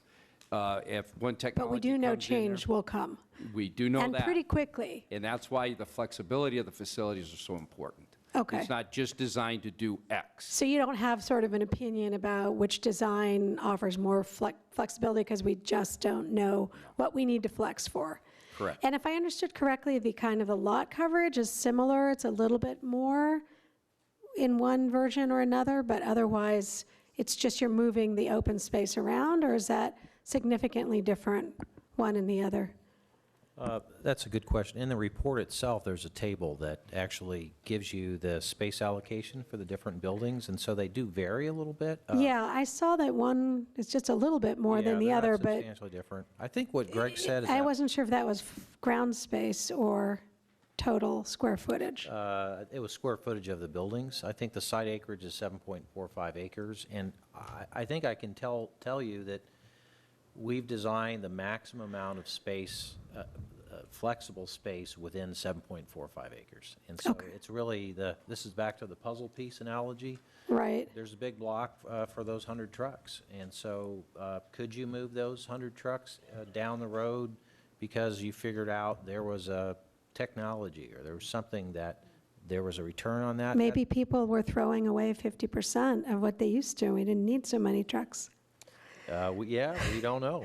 All kinds of things could happen, right? Could we have a rational national product stewardship policy? Who knows? Yeah. We hope, but I want to assure you, I think within the constraints of the site, I think we've tried to be as flexible as we possibly can. So I think if the material stream keeps getting more complex, we'll have space for more separation. If the categories shrink down because there are more reusables, we get less of certain things and more of others, the flexibility is there. Again, I think the main constraining factor is we have one building with equipment in it to process materials, and we're very limited to put additional equipment on the site. But I think that was talked about earlier about public education. Critically, we want to make sure as a community you deliver, your residents and business deliver the highest quality materials, you get them separated, and if you've got the highest quality materials separated the right way, you'll have a market for them. Other folks that are mixing materials and have lower quality, they're in trouble right now with the market conditions. I know. That's one of the great things about our program, and I think, people may have critiqued it in the past or look from other communities and think, it's labor intensive and we've got a lot of players here, but we've always had a higher quality product and we've provided jobs. So I think, to me, that's a real win. And I think now we're really seeing that paying off literally in dollars and cents where other communities aren't able to place their materials. So, okay, a couple more things. First of all, I think it's incredible that for sort of an industrial building, that you're able to consider achieving LEED Gold. I don't think those standards were particularly well designed for sort of factory type buildings, and so that you think you can get there is just outstanding, and I wanted to call that out. I'm really excited that you are looking to make it zero net energy. I wanted to just put in a plug for thinking about toxics in the buildings themselves. It's often overlooked, doesn't necessarily cost much, but nice to be conscious of, and also to consider some universal design elements particularly in the public spaces, although it could be useful for our employees as well. And that also doesn't cost more if we build it in from the beginning, if we're thinking about it. So I think that the number one goal of our education, and I just love that whole piece, should be reduction. And you mentioned that in some places in the report, but in other places the reduction isn't there. And I just think we should be really consistent in our messaging that reduction is really the ultimate solution. And so I think, I just want to make sure that we are really upfront about that. The art studio, just awesome, and there's so many artists who work with found and recovered materials. I'm assuming that might be a theme for the art that gets done there, and I just cannot commend you enough. It may seem, I don't know, again, to maybe to outsiders to be a little frivolous or something, but it's what will bring people in, and we need people engaged and creative. We need them to think creatively about how they interact with stuff in the world. So I just think it's brilliant, and I commend you for that. Practical question. Would we be able to attract regional fee-generating business? I don't know a lot of other transfer stations. That El Cerrito one, which I have used, is really hard to get to. It's a little bit of a secret how to get there, but here we are going to be right off of the busiest stretch of freeway in the I think in California, that stretch of 80. So what are the fee-generating opportunities for us because of that incredible location and then putting a state-of-the-art facility, but also are there costs? Might we end up getting huge amounts of the stuff that people drop off, quote unquote, for free, and find ourselves, you know, kind of managing huge amounts of stuff from the whole Bay Area? So I'm curious if you thought a little bit about that and whether that's a pro or a con, or is that a revenue opportunity, or is that a big sinkhole? I don't know if anyone has any thoughts about that. Not me. That's really a permitting question. Right now, we're permitted at 510 tons, I forget right, and the volume of cars. So that's really a Cal Recycle about what you're permitting. We're really looking, if you look at the solid waste management plan for the County of Alameda, the Berkeley station is part of the regional system along with Fremont and out that way. So in order to attract people, it's just what you brought up. It's one of the busiest freeways around. That precludes some. There also you have another one, Golden Bear Transfer Station, is down in Richmond. So if it would attract more people, if that's your question. Well, and could that be a good thing, or is that a bad thing? Or I guess I'm not familiar with this caps and things, so that's sort of a whole new concept for me. But if there is a way that it is a benefit to us, then maybe we should also consider challenging those caps or getting them increased, or you know, thinking again about revenues. I would hate for all these people who want to pay us money, good money, to bring things, to just be told, no, you gotta drive on. So I think I don't know enough about how the allocations work, but another time maybe we can learn more about that and how we can use that to our benefit. On your energy generation, if we can generate more energy than you need, then that could be also a source of revenue. If you think there's good winds there, why not put more turbines up? And why not, and it looks like you've got your photovoltaics pretty much everywhere where you can, but hey, if we can get some more in, then that becomes a way for us to make a little bit of money. So I wanted to throw that out there, no pun intended. Bikes, buses, and pedestrians, you've made this facility, both versions are really great for vehicles coming in and out, but we're also talking about this being an education center, and not everybody in Berkeley necessarily is going to be coming to this center even with refuse or with things they want to trade or drop off in a car or a truck. And I want to make sure that this is really friendly, that there are entrances that are really friendly to pedestrians, that if there's a bus stop, that we have like a really awesome spot for AC Transit to drop people off and pick them up. And even though you've separated residential or, you know, customer vehicles from our big, heavy vehicles, what about bikes coming in and out? You know, I mean, I didn't see a lot around pedestrians, bikes, and buses. And I think that could be an element that we might want to include. I'm almost done here. More wind, solar, digesters, fees for out-of-town users. Are we thinking of selling the scavenged materials? And how does this match with, how does this work with Urban Ore? I know Urban Ore has been a long time amazing, groundbreaking, world-renowned partner in reuse. And then we're talking about having some facilities that are similar. Can someone explain to me what the idea is there? Would we still have a major partner in reuse? And how would our facility coordinate or differ from? That's a good question. To clarify, the actual space dedicated to salvaging is going to be better. It's going to be safer. One of the images in the PowerPoint presentation showed where the public unloads in the transfer station building. In the right side of that image is a whole salvage area. Hats off to Urban Ore's employees. They work in a difficult environment trying to salvage the materials. What's proposed in the new facility is better separation between vehicles and their employees, more room to lay down materials and get them separated. We've even put a loading dock connected to the transfer station building so they can back up to it. Again, safer to load, out of the way. So it's built in for that service to continue and for it to be an important. It's absolutely been enhanced. Okay, that's awesome. Thank you.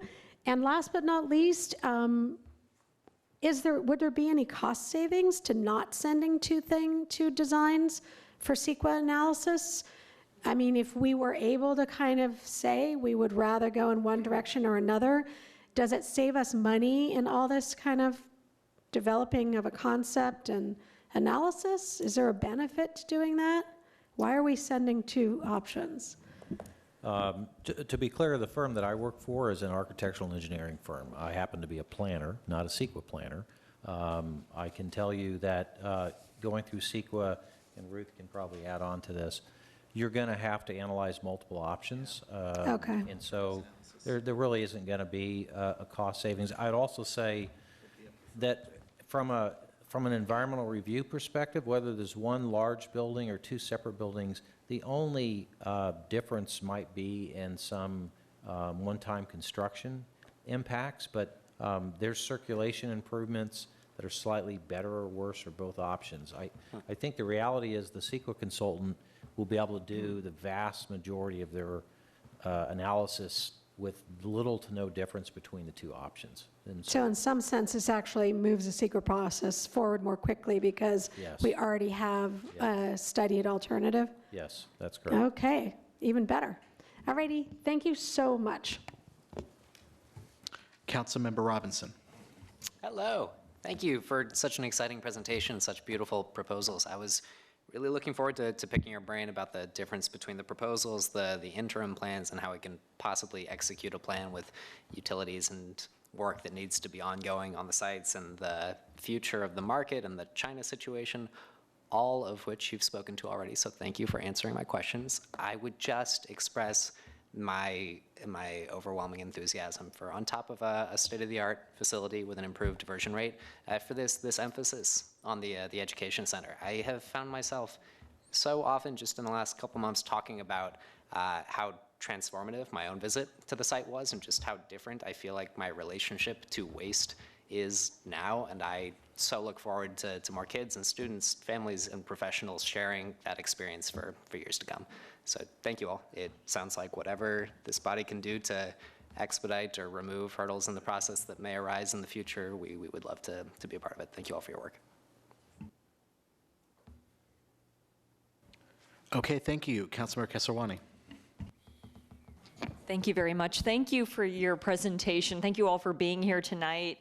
I am really excited to see the designs that have been put forward. I just want to call out some things that I'm particularly excited about, like the art wall. I think that's going to make a huge difference. Just the the visual frontage of the transfer station to be aesthetically pleasing. I also really appreciate the access to the creek, because we all know that right now you can't access the creek behind the transfer station, so that I think is a really nice addition. So I wanted to get a little bit more detail from you. I know you talked about it being a more pleasant experience with the new design, and I'm hearing stories that people can take up to an hour right now when they go to the transfer station. So could you talk, I think you talked about, I took some notes that you were talking about a more orderly queuing. Could you go into more detail about that and whether this new design will have a faster in and out process for folks?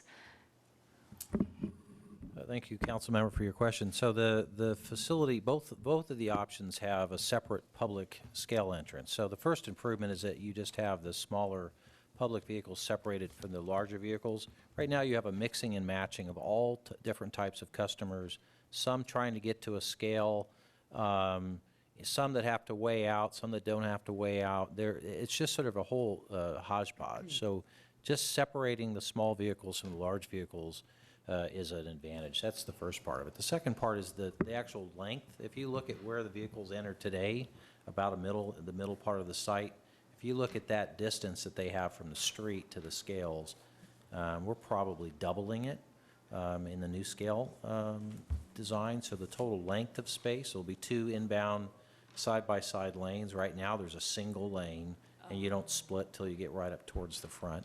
There'll be 2 inbound scales and 2 outbound scales dedicated to the public, which is an improvement over now. So, this is really based on designs that we've done for other transfer stations where we've seen dramatic improvements.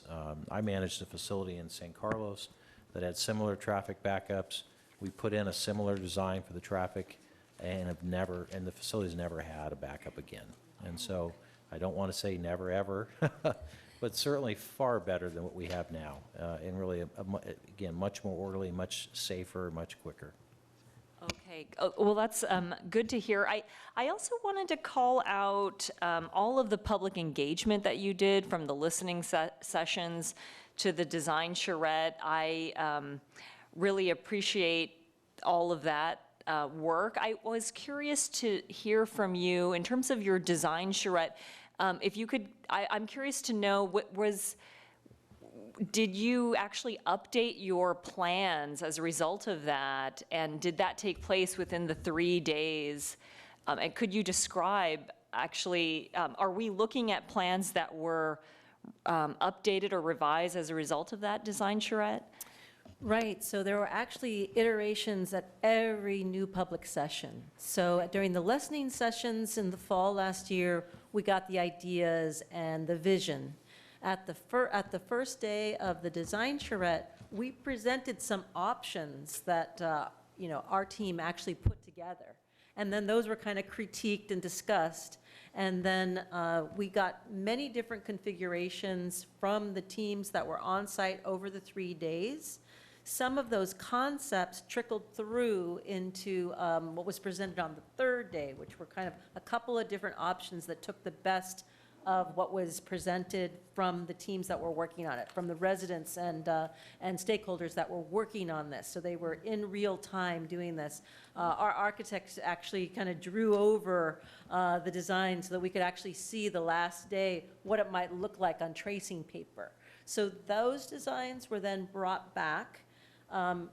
Some of the planning, engineering, and conceptually went through sizing, traffic patterns, and everything. We came back in March, which what we thought was what we heard, but then we got a lot more feedback about some of the issues, and it was really something about traffic. We had a lot of the drop-off stuff from the transfer station more towards the south end. We thought we were accommodating some things that we had heard.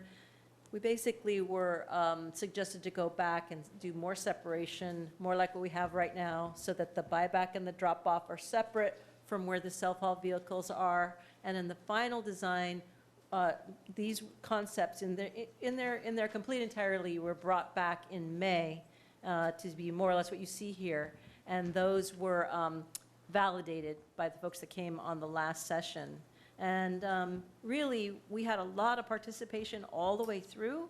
And I think a lot of the things that we heard back last fall really showed up in these final designs. You know, maximizing the space for flexibility, the, you know, El Cerrito version, you know, of the drop-off area to make sure that we have the flexibility to add more materials or change things as we need to. The idea of the building together and the building apart, there are a lot of advantages and disadvantages. We haven't really gone into all of those. One advantage of the buildings apart was pointed out actually by Jeff Belchamber was, you know, if you have a fire in the Murph building, at least it might not consume your transfer station building, and you can have some redundancy there. So that is one example of an advantage of the separation of the two buildings. You know, the city will come back, city staff will come back to you after the CEQA. The CEQA may emerge that there's a reason that you would want to be 2 instead of 1, or the configuration differently. But, you know, the city staff will come back to you, you know, when the decision needs to get made about going forward with one design over the other with more detailed advantages and disadvantages. And then we will be having a lot more public input. I mean, the whole purpose of CEQA is to get public input. And so we did a lot of public input in this conceptual phase, but when the city moves forward to do the CEQA process, that the whole purpose is to get more input. And so some issues around access, you know, the pedestrian access, the bike access will definitely be discussed, the traffic impacts, all of that will come back. We'll get a lot more public input before you have to make a decision. Okay, that is good to know, because one of my questions was going to be when we would make that decision about 1 building or 2 buildings. And it's interesting to hear about the fire risk, because that was kind of my, I guess, train of thought was, did having 2 buildings, you know, if one gets damaged in an earthquake, you have the other. So I guess we will have more to come on that in terms of the CEQA study. So I know Councilmember Harrison had asked about costs, and I gathered from the answer, so do we have actually a cost estimate of what this whole redesign will cost in terms of revenue bonds, or have we not gotten to that phase yet? That's what I thought. I just wanted to clarify. That's next steps. Okay. So we still are receiving comments and input tonight. And then the next step is to take a look financially, you know, where we want to go and how we're going to pay for these. Okay, thank you. Councilmember Davila, and then Droste, and then I suggest we move to the next item. Okay, thank you.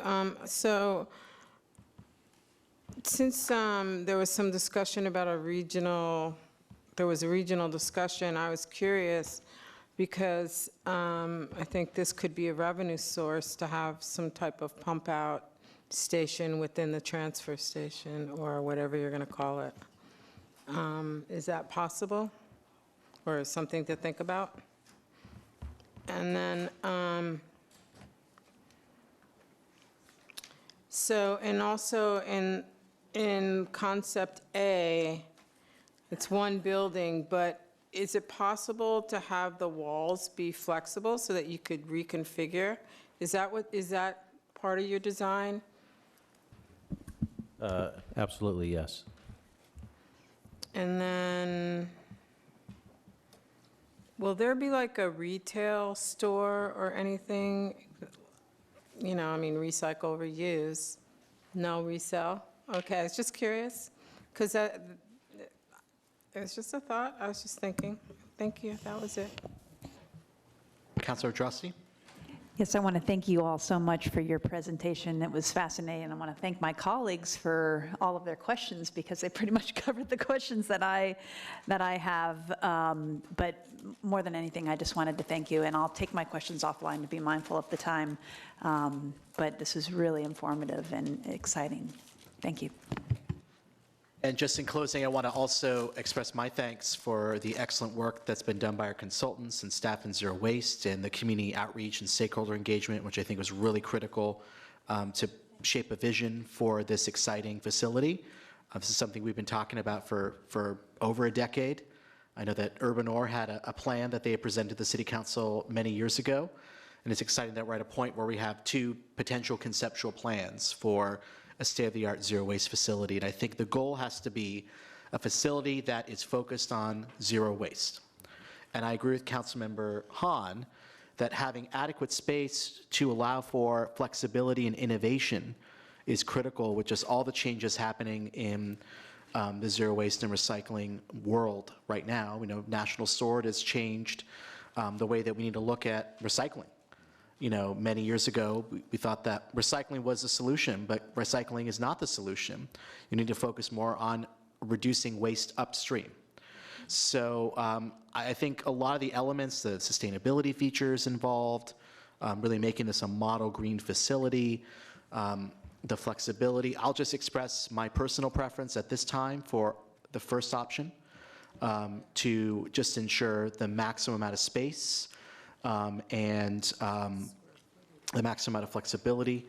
And, the more that we can have that flexibility as we're shifting away from diverting stuff to the landfill and more towards resource recovery, I think is going to be absolutely critical. So I want to thank the consultants for your excellent work. This is very exciting. I think there are some potential financing options or revenue bonds that we can consider, and as well as Measure T1, because I believe that the planning for this was done through Measure T1, correct? No, we actually. Oh, no, this came out of Zero moved it Waste out Fund? of T1, and it was financed solely at the. Zero Waste Fund? Zero Waste Fund. Okay, so I guess since this is a new facility, it wouldn't be T1 eligible for building something from the ground up. That's correct. Okay, so we'd have to look at other financing mechanisms, and revenue bonding, which is what we did for the garage on Center Street, is one potential option. And it sounds like we're considering some of how we're going to cover the costs for the planning and design through the rate model that we're developing right now, because we want to definitely keep the momentum going so we can move this process forward. We don't want to lose momentum, since we have, I think, such great conceptual work that we can build off of going forward. So thank you very much for all your work. So with that, we will shift gears to item 2. And I'll announce the item, and I know staff is from Transportation's coming forward. This is the development of a Vision Zero action plan.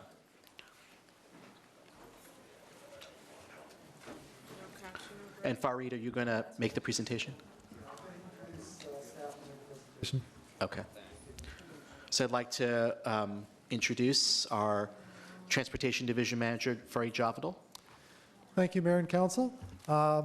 We're going from the zero waste to Vision Zero. Seems to be a bit of a theme going tonight. But Vision Zero is essentially trying to eliminate traffic deaths and severe injuries by 2028. And with me here tonight to make the presentation are Beth Thomas, our Principal Planner in the Transportation Division. And working with her, leading the Vision Zero program, is Eric Anderson, our new Senior Planner for the program. So Beth, if you'd like to get us started. Good evening. So as Farid said, I'm Beth Thomas, the Principal Transportation Planner for the City of Berkeley. And so to start us off with what we're going to be covering in the presentation, we'll be talking about what Vision Zero is, why the city has developed a Vision Zero policy and is working on an action plan for that policy. And then we'll be going over the Vision Zero action plan itself, the process that we're following in developing the action plan, the proposed vision and guiding principles, as well as the draft action items. And then we'll also be going over the next steps in development of the action plan. So a way to understand what Vision Zero is to contrast it with the traditional approach to traffic engineering. The traditional approach sees traffic deaths as inevitable, whereas the Vision Zero approach views them as both unacceptable and preventable. The traditional approach expects people to behave and to not make mistakes, whereas the Vision Zero approach, it anticipates that there will be human failing, and so it tries to integrate that human failing into the transportation system in its systems approach.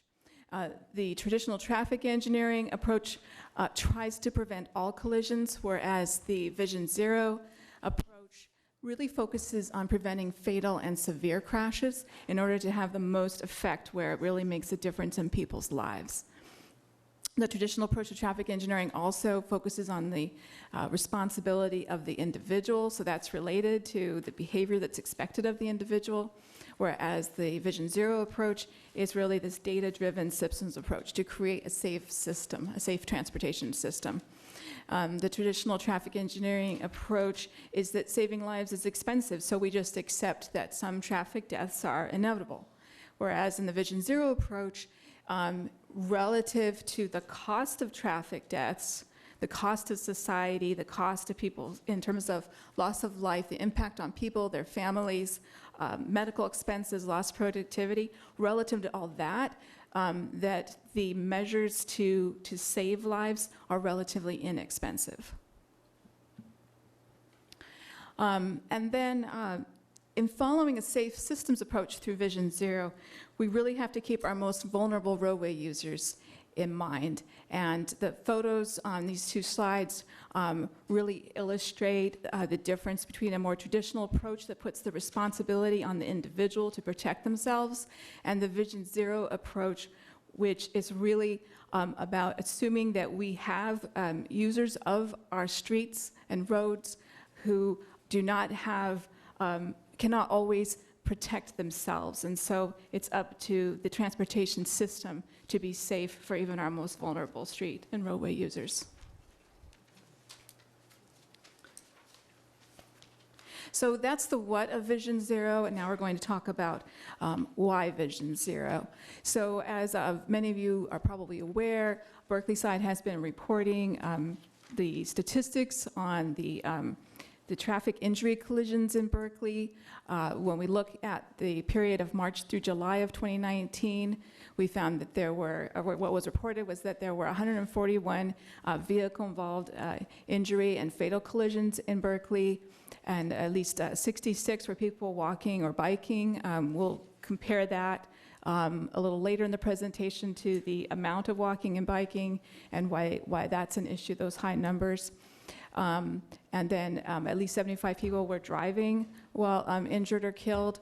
When we look at fatalities, there were 2 people biking who were struck and killed, 1 person walking was struck and killed, and this is just in that period from March through July.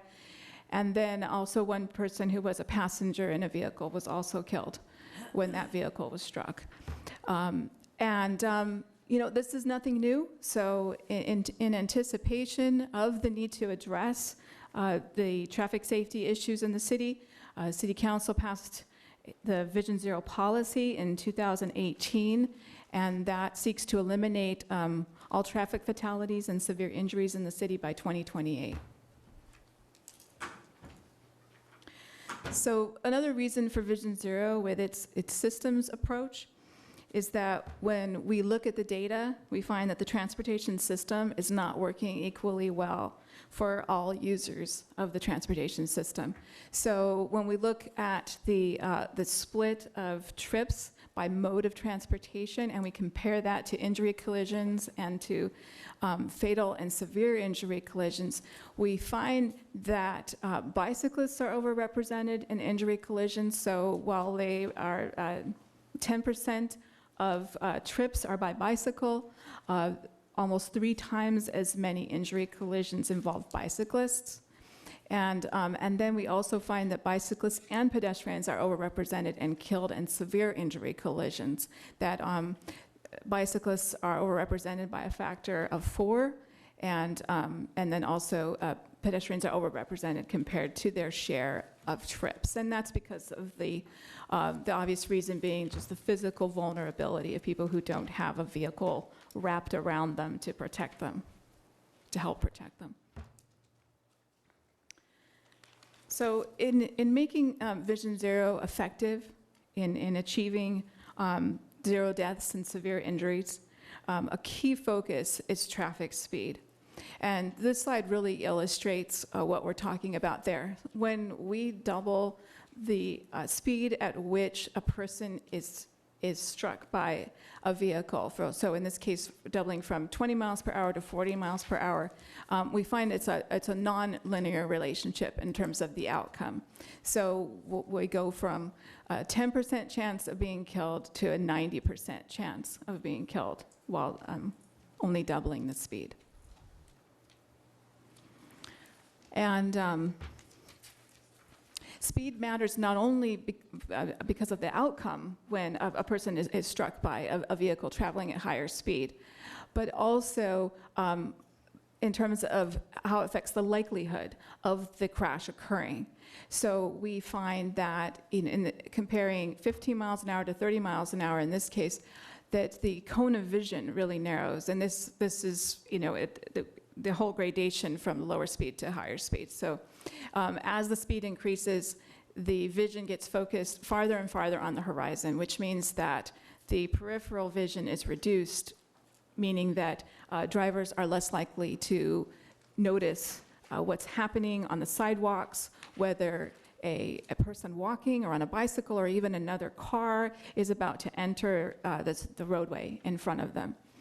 And another issue with speed is that not only is it more difficult to anticipate what's going to happen, but also to react to that in time. And so we also find that with a doubling of speed from 20 miles an hour to 40 miles an hour, the amount of distance that a driver needs to come to a stop triples with that doubling in speed, so from 40 feet to almost 120 feet. So in following a data-driven approach with Vision Zero, one of the first things that we did was we mapped the fatal and severe injury collisions in the city, looking for patterns. And in seeing how the system is or is not working for different people in our community, one of the things that we found was that the collisions are not, the fatal and severe collisions are not evenly spread throughout the city. So while 37% of our streets lie in our equity priority area, and that's the area that is shaded, it doesn't show up as well on the screen as on paper, but it's West Berkeley and Southwest Berkeley. While 37% of our street miles are in the equity priority area, 46% of our severe and fatal collisions occurred there. And so we found that our lower income residents and people of color are disproportionately impacted by the risk of traffic crashes. And we also find that the fatal and severe collisions are not evenly distributed among our streets. So what we found was that 91% of the severe and fatal collisions in Berkeley occur on just 16% of the city street miles. And those are on our arterials and collector streets where we have higher traffic speeds and higher traffic volumes. So that will be a key focus in Vision Zero, and what you see there is our high injury street map of the streets that will be the greatest, that'll be our 10-year focus in Vision Zero. And so with that, a description of what Vision Zero is and why we're doing Vision Zero, I'm going to turn over the rest of the presentation to Eric Anderson, who will go through our Vision Zero action plan that we're developing. All right, thank you very much, Beth. Good evening. So thank you for laying out the context of the traffic safety issues that are facing us in Berkeley. So the Vision Zero action plan is an attempt to answer the question, what do we do about these issues, and an attempt to make them actionable. So in developing a Vision Zero action plan, we have convened two groups to advise us on the development of the plan. The first group is our Vision Zero task force. This is a group that consists of agency staff, so city staff and staff from partner agencies. And the intent was to give us the public agency perspective on the development of the Vision Zero action plan and to help us understand what actions would be effective and to vet those actions before taking them out to the public. So this group followed a 5-meeting structure. The first meeting was focused on the vision of the plan. The second was focused on articulating the guiding principles for Vision Zero. The third was focused on identifying the actions that we would take. The fourth was prioritizing those actions, and the fifth was reviewing all of those elements pulled together in the draft plan. And we have completed all 5 of those meetings with the task force.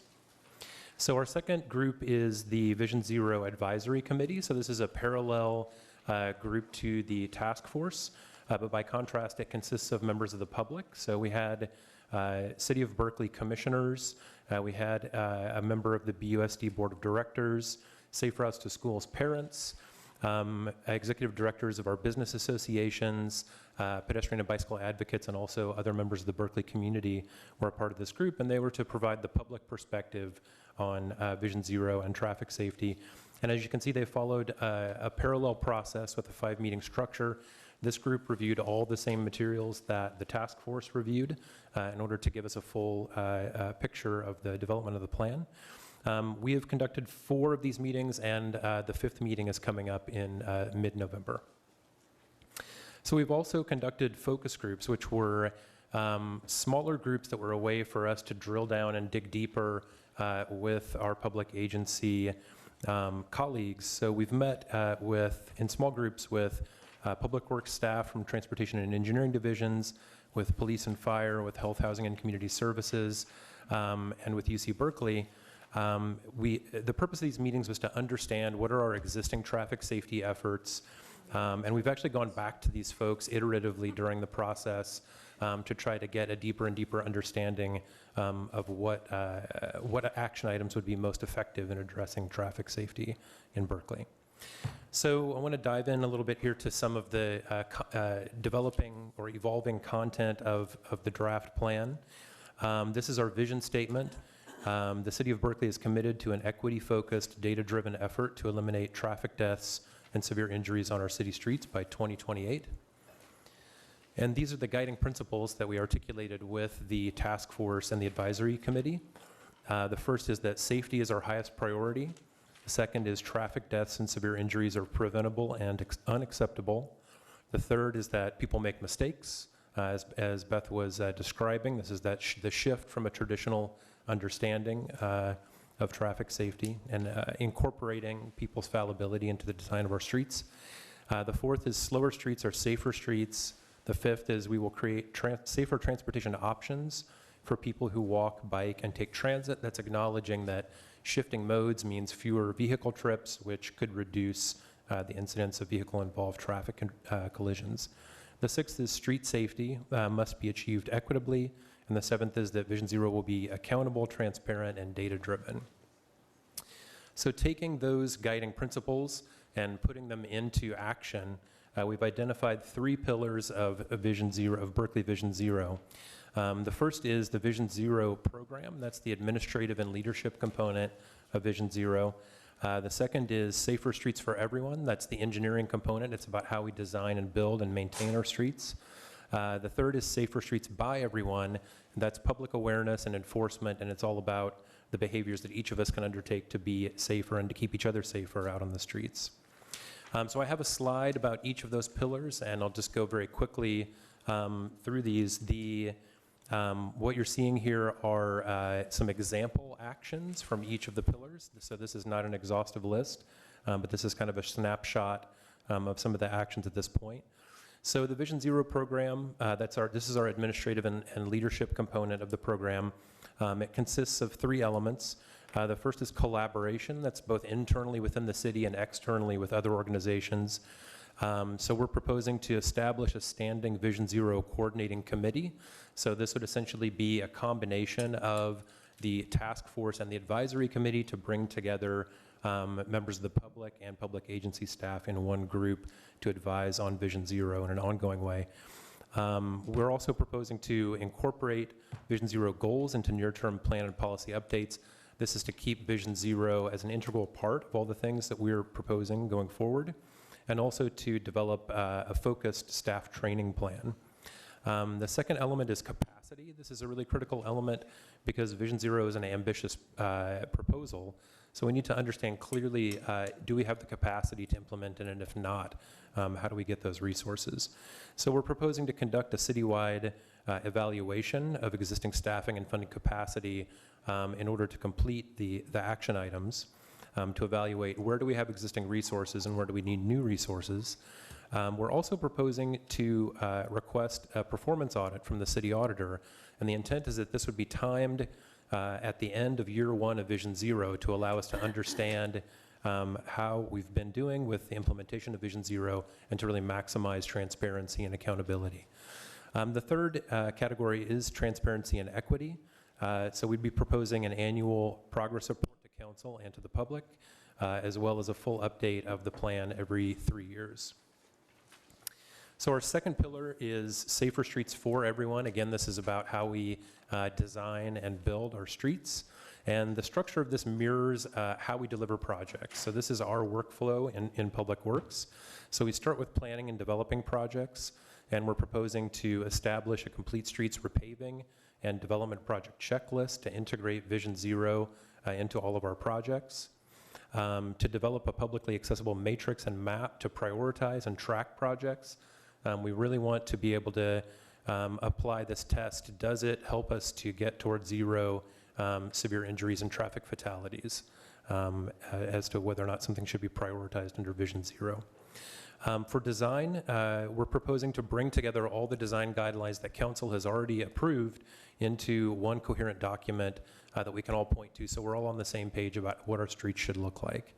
And for project delivery, we're really proposing 2 approaches here. One is to continue doing what we're already doing, to build the projects that you've already identified in adopted plans, and we would be trying to do that as we are now with applying for grants and trying to build capital projects, but also potentially through quick build strategies where we would go out and do interventions on a shorter time frame. And related but different is a reactive approach where we acknowledge that our planning process is not perfect, and there may be locations where when we have a severe and fatal collision, we need to do a quicker intervention, and it might not have been detailed in our plan. So that needs to be part of our considerations. So the third pillar is safer streets by everyone. And again, this is about public awareness and enforcement and behavior. For public awareness, we're proposing to make Vision Zero a household term. So we want it to be as familiar as things like click it or ticket and other highly successful branding exercises that have raised the visibility of traffic safety. We're also proposing to establish what we're calling a Vision Zero Rapid Response Safety Communication Protocol, which is a little bit of a mouthful, but essentially what that means is when there's a traffic safety issue, when there's a severe or fatal collision, the city should be communicating about that immediately and talking about what are the things that we can all do to keep each other safer out on the streets, and why is it important to elevate the visibility of this. We also are proposing to develop and proactively deliver a Vision Zero educational campaign. So this would be a broader effort than the branding. This is something that would really get into collaboration with public health and harm reduction and safety messaging. So for enforcement, we're listing 3 examples here. The first is to focus our traffic enforcement efforts proportionately on the top 5 traffic violations that result in severe and fatal collisions. So this is really a way to focus our limited enforcement efforts in a way that hopefully can make them the most effective. Also proposing to support statewide traffic safety legislation. As many of you know, currently state law limits our ability to set speed limits, and that also limits our ability to enforce lower speeds. And finally, we're talking about continuing and regularly updating a collision data-driven enforcement strategy, and that's to support the shift in enforcement to focus on those top 5 factors. All right, so in terms of our next steps, as I mentioned, we have our 5th and final advisory committee with members of the public on November 12th. We'll be taking the draft plan from that meeting to the Transportation Commission on November 21st, and we'll be returning to council to present the final plan for your consideration on February 25th of next year. So thank you very much. Thank you very much. We'll now take public comment on item 2, the development of a Vision Zero action plan. Would anyone like to offer public comment on this item?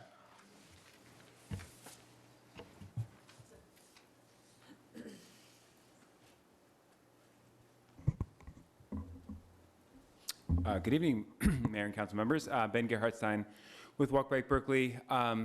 I helped to, like other people in the room here, to develop this plan. I was on the advisory committee, and I want to commend staff on doing a great job. I think this is a really thoughtful approach to Vision Zero, and I want to call out something that staff didn't pay a lot of attention to in this presentation that I think is actually one of the more innovative approaches that we're proposing to take on in the city for Vision Zero, which is essentially trying to marry a mode shift goal with Vision Zero. So we know that 60% of our transportation emissions come from, or of our climate emissions come from transportation in the city, and we know that fewer cars on the road leads to safer roads.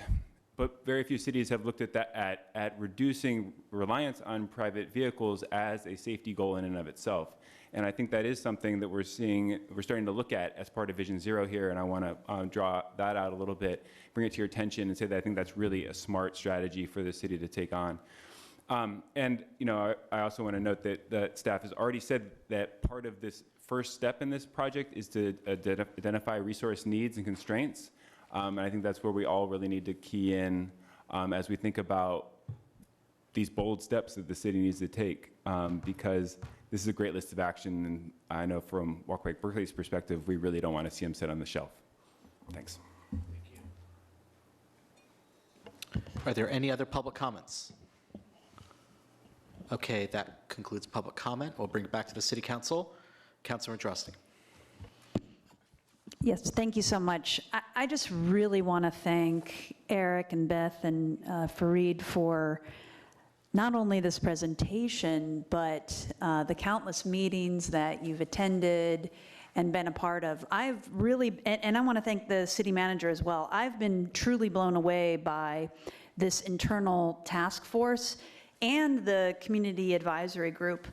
Just the internal task force for, I know the mayor's office has participated, but just for my colleagues, it's consisted of probably 25 to 30 critical departmental folks from throughout the city. So public health, BPD, somebody from the city manager's office, economic development, we have people from UC, BUSD.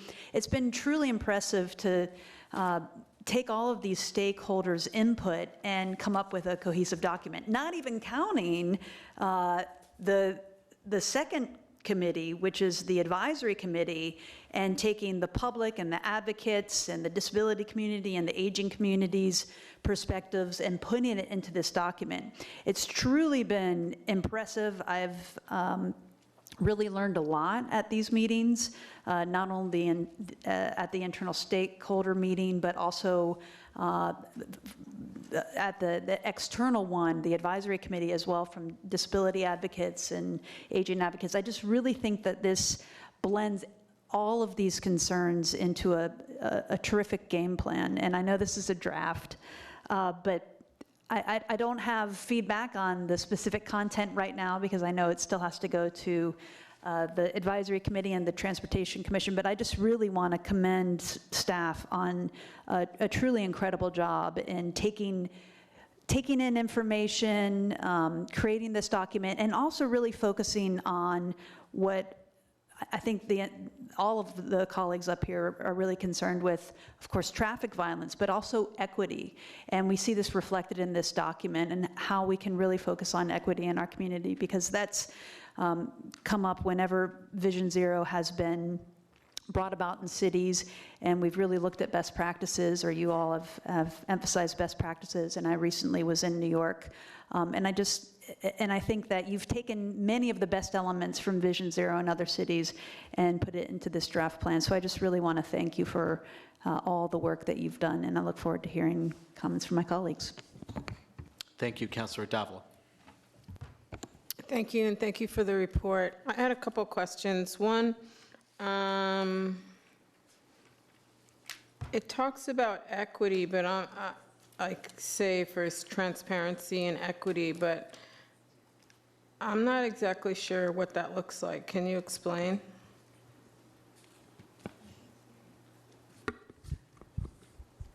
Yeah, so when we looked at the Vision Zero map of the high injury streets, and looking at the area, the historically underserved part of Berkeley. We used the redlining map of the areas that were redlined in the past, similar to the approach with the pedestrian plan. And so that would be, that part of Berkeley would be an emphasis in terms of the timing of delivering projects similar to the pedestrian plan. All the high injury streets we would try to address by 2028 to achieve that target of 0 fatalities and severe injuries by 2028. But really, in terms of timing, focusing on the equity priority area, where we'll also see, on average, a higher concentration of severe and fatal crashes, especially with those wide arterial streets. And do you know, because last time I wanted to ask this question, but I didn't, but do you know like who hit the people in these redlining areas? Like the demographics of the people that You asked who resides there now? No. Sorry. I'm just asking. Oh, the people hit? We know the demographics of the people that got hit, but do we know the demographics of the people that hit them? Oh, the drivers. Yes. We haven't collected that data yet. We haven't analyzed that yet, but that's something that we could analyze. Is there something even more? I was just going to add that really this is the first step of an ongoing process, and you're hitting on a very important point there, that there are depths of information in the crash data that don't show up in the state summary, that we need to drill down into the police reports. And so when we look at what staffing we need ongoing for Vision Zero to really succeed and address the equity concerns that we've got, all the concerns we have, we likely will look at the capacity to drill down into the detailed crash reports and find out all those statistics and present those on a regular basis. So we're not chasing after individual crash reports, but all of the severe crashes will get processed for questions exactly like that. Who is the victim? Who is the driver? What are the patterns? So that we can really clearly address and answer those types of questions on an ongoing basis. Okay, good. And then it talks about a survey. How many people were included in that survey?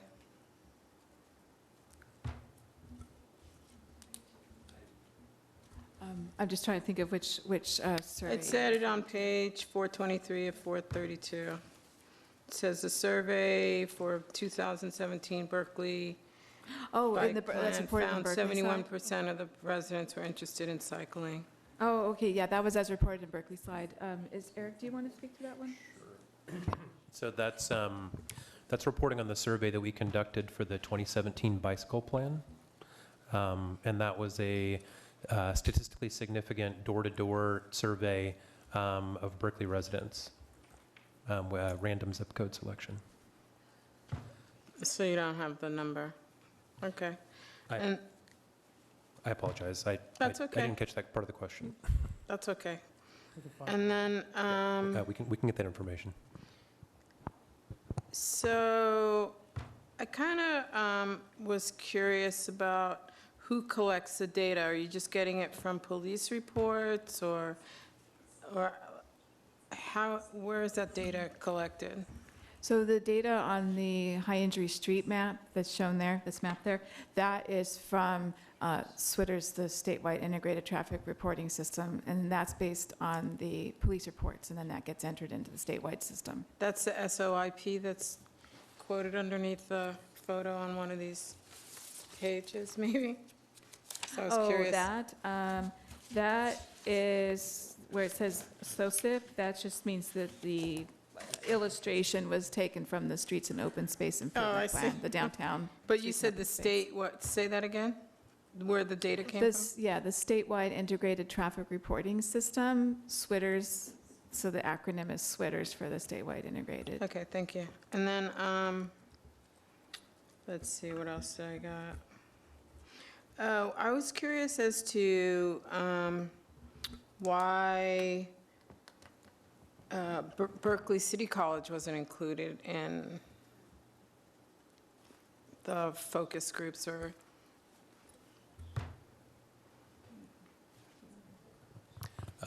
That's a great question. We did try to reach out comprehensively to all the education institutions in Berkeley, and the folks who were part of the advisory committee were the folks who responded to our invitation. But I agree that that's an omission, and as we go forward with the Vision Zero Coordinating Committee, we'll be renewing our effort to try to reach out to some of the groups that couldn't participate in the advisory committee.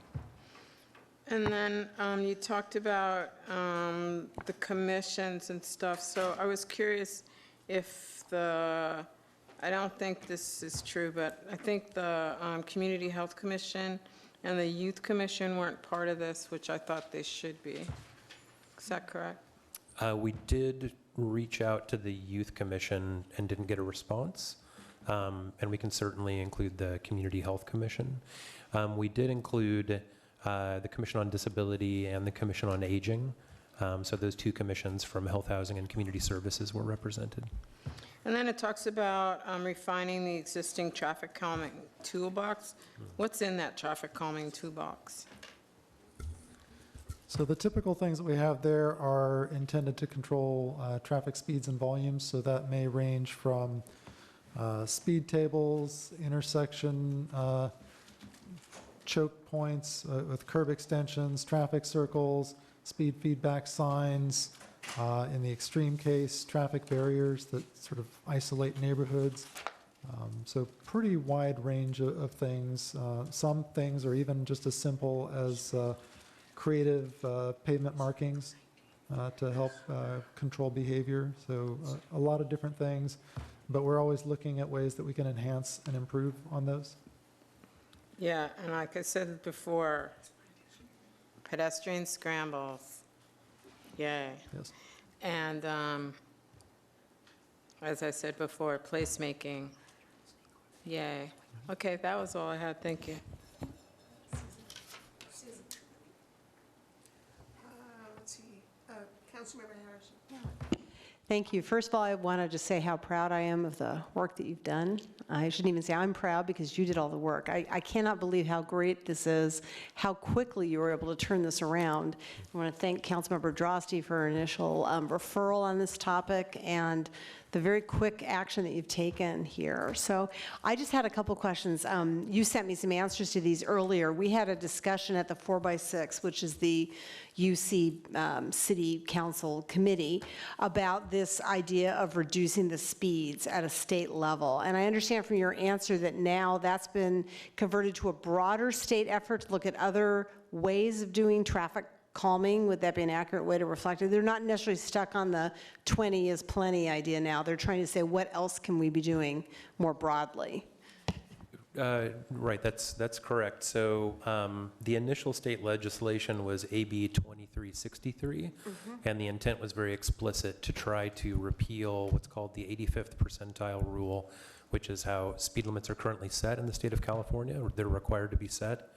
Through the committee process, that legislation became a zero traffic fatalities task force, which has since been convened and has had 2 meetings so far this year. One of the things they are considering is changes to the 85th percentile methodology, and they're required to come back to the legislature in January with recommendations. So it's a very quick turnaround for that task force. Yeah, I think it's a really important concept, particularly near campus. I mean, I'm really concerned about the large number of students crossing on Oxford, et cetera, on North Side. I think we just really need to look at how we can impress upon them the importance of slowing speeds. And your diagram here about the difference it makes, if everyone in Berkeley knew that, I think it would make an enormous difference. So ahead of doing anything else, I'm hoping the public information piece will move ahead even while we're doing a lot of other work on tools and how we might move forward, because I think just knowing this is, I had no idea that was true. So, and about how the fatalities change depending on the speed of the traffic. So I just think getting more educational pieces out early would be just terrific. Another piece of the toolkit that involves the state is the stop sign traffic warrants. As you know, this year we asked that you examine whether you could recommend changing the warrant criteria for stop signs, and you did do that at a local level. I believe now that has to go up to the state. Is that correct? Can you tell me a little bit more about how that's going to work? For what council's approved on the stop sign warrants, we don't need any state authorization beyond that. So Okay, I great. think we're pretty good. Okay, great. And that's such a great thing because it allows us to put stop signs not just based on the number of cars. Thank you again, Councilor Droste, for joining me in that item. Not just based on the traffic volume, but also on the presence of bike paths, senior centers, et cetera. So I'm really excited we're going ahead and doing that. I'm hoping that means good things for Dwight in California pretty darn soon. Also, I wanted to hope when you look at the demographics a little more deeply about both the people causing the accidents, which sometimes are cars, sometimes are bicyclists. We know that it can be caused either way. That we look at the age of the victims as well as the age of the people that are causing the accidents. I'm really worried about seniors walking and what happens when they're slower than what the traffic sort of has patience for. And I think just examining this from a perspective of disability and age is really important to me and in my district. And then I just wanted to say that I was interested in this map of the collisions, so many of which happen in District 4. It's just sad, but that's of course where the downtown is. I guess I have one question about this. We have a crossover map from the bike plan that shows the perception of bicyclists about low-stress networks. Have we tried mapping that against the collision data to see if the perception of safety is borne out in the reality of safety? I'd be really interested in whether what bicyclists think of as really safe is actually safer. I'd like to know that answer. So I'd like to map this against the perception of low stress by bicyclists in the bicycle plan. Because it may be their perceptions are off and there are actually more accidents, there's more things we should be doing. Just because people think California's safe, is it really? I mean, that's the kind of thing I'm interested in, is how the perception matches the reality of accidents. I think that we could certainly do an overlay map to draw correlations there. Just at a glance, looking at the high injury streets that we've got here, cyclists will generally tell you streets like University and San Pablo feel very unsafe, and those are on the high injury network here. California, between University and Dwight, is one of the streets on the high injury street map.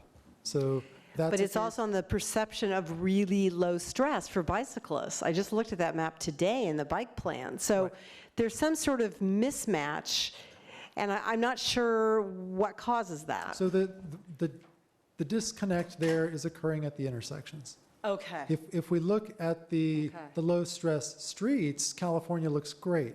As soon as we look at the low stress and high stress intersections, where California intersects some of the significant streets like Dwight, that's where the stress level goes way up, and that's where we're seeing the crashes. So I think that's a really important nuance, and I'm glad you brought that up, because just because a street's on here doesn't mean every segment of that street's a problem, but the problem locations are along that street and most likely at the intersections. All right, good. Thank you. That's very helpful. And another thing that we think may be going on with California Street, why it's exceptional, is it's so wide. So it's easy to drive fast on. Other bike boulevards aren't nearly as wide. I think they used to have a streetcar, and that's why it's so wide. Yeah, and that may also lead to a perception of safety by bicyclists because it feels like there's a lot of room, but also cars then take advantage of that and drive incredibly quickly. So that's why I'm interested in this perception versus reality. So an overlay for that would be really great. And again, I just want to encourage you to do as much on the public education front up front as you can, because we could really save lives starting today. Thank you.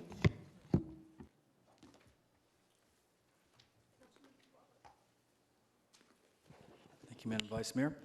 And thank you for your presentation. I don't have a lot to add to this. This is just really right on. I think it covers pretty much everything that we've been advocating for up here. And I look forward to watching it develop and then folding it into some of our master works that we're working on to protect our people.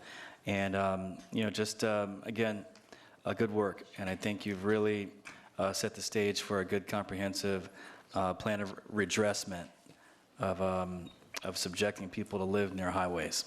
Thank you.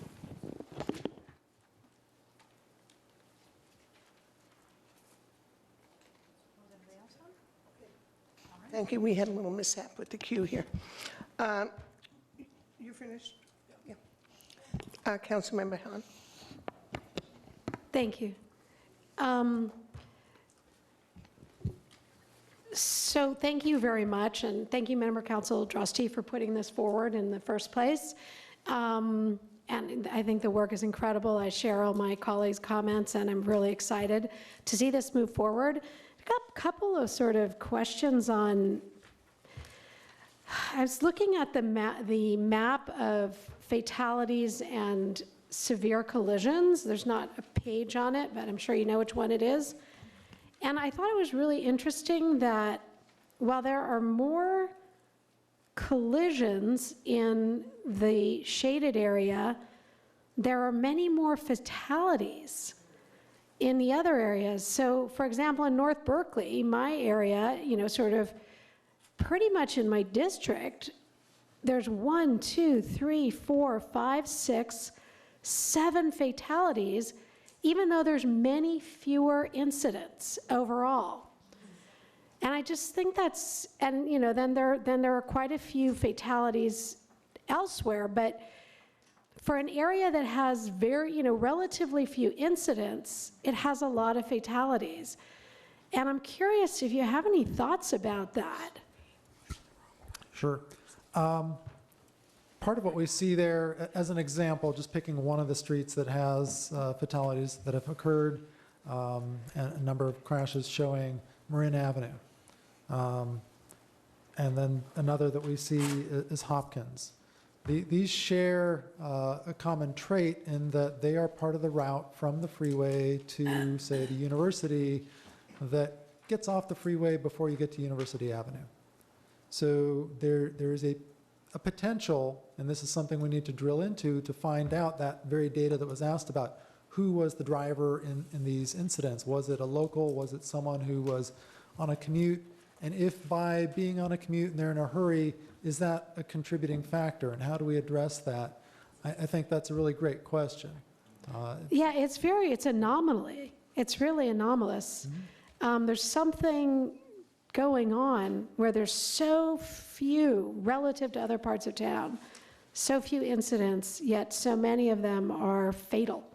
And so I hope that that is something that we can take into account as we consider where to focus. I certainly support, you know, having a major focus on the area where there are a lot of incidents.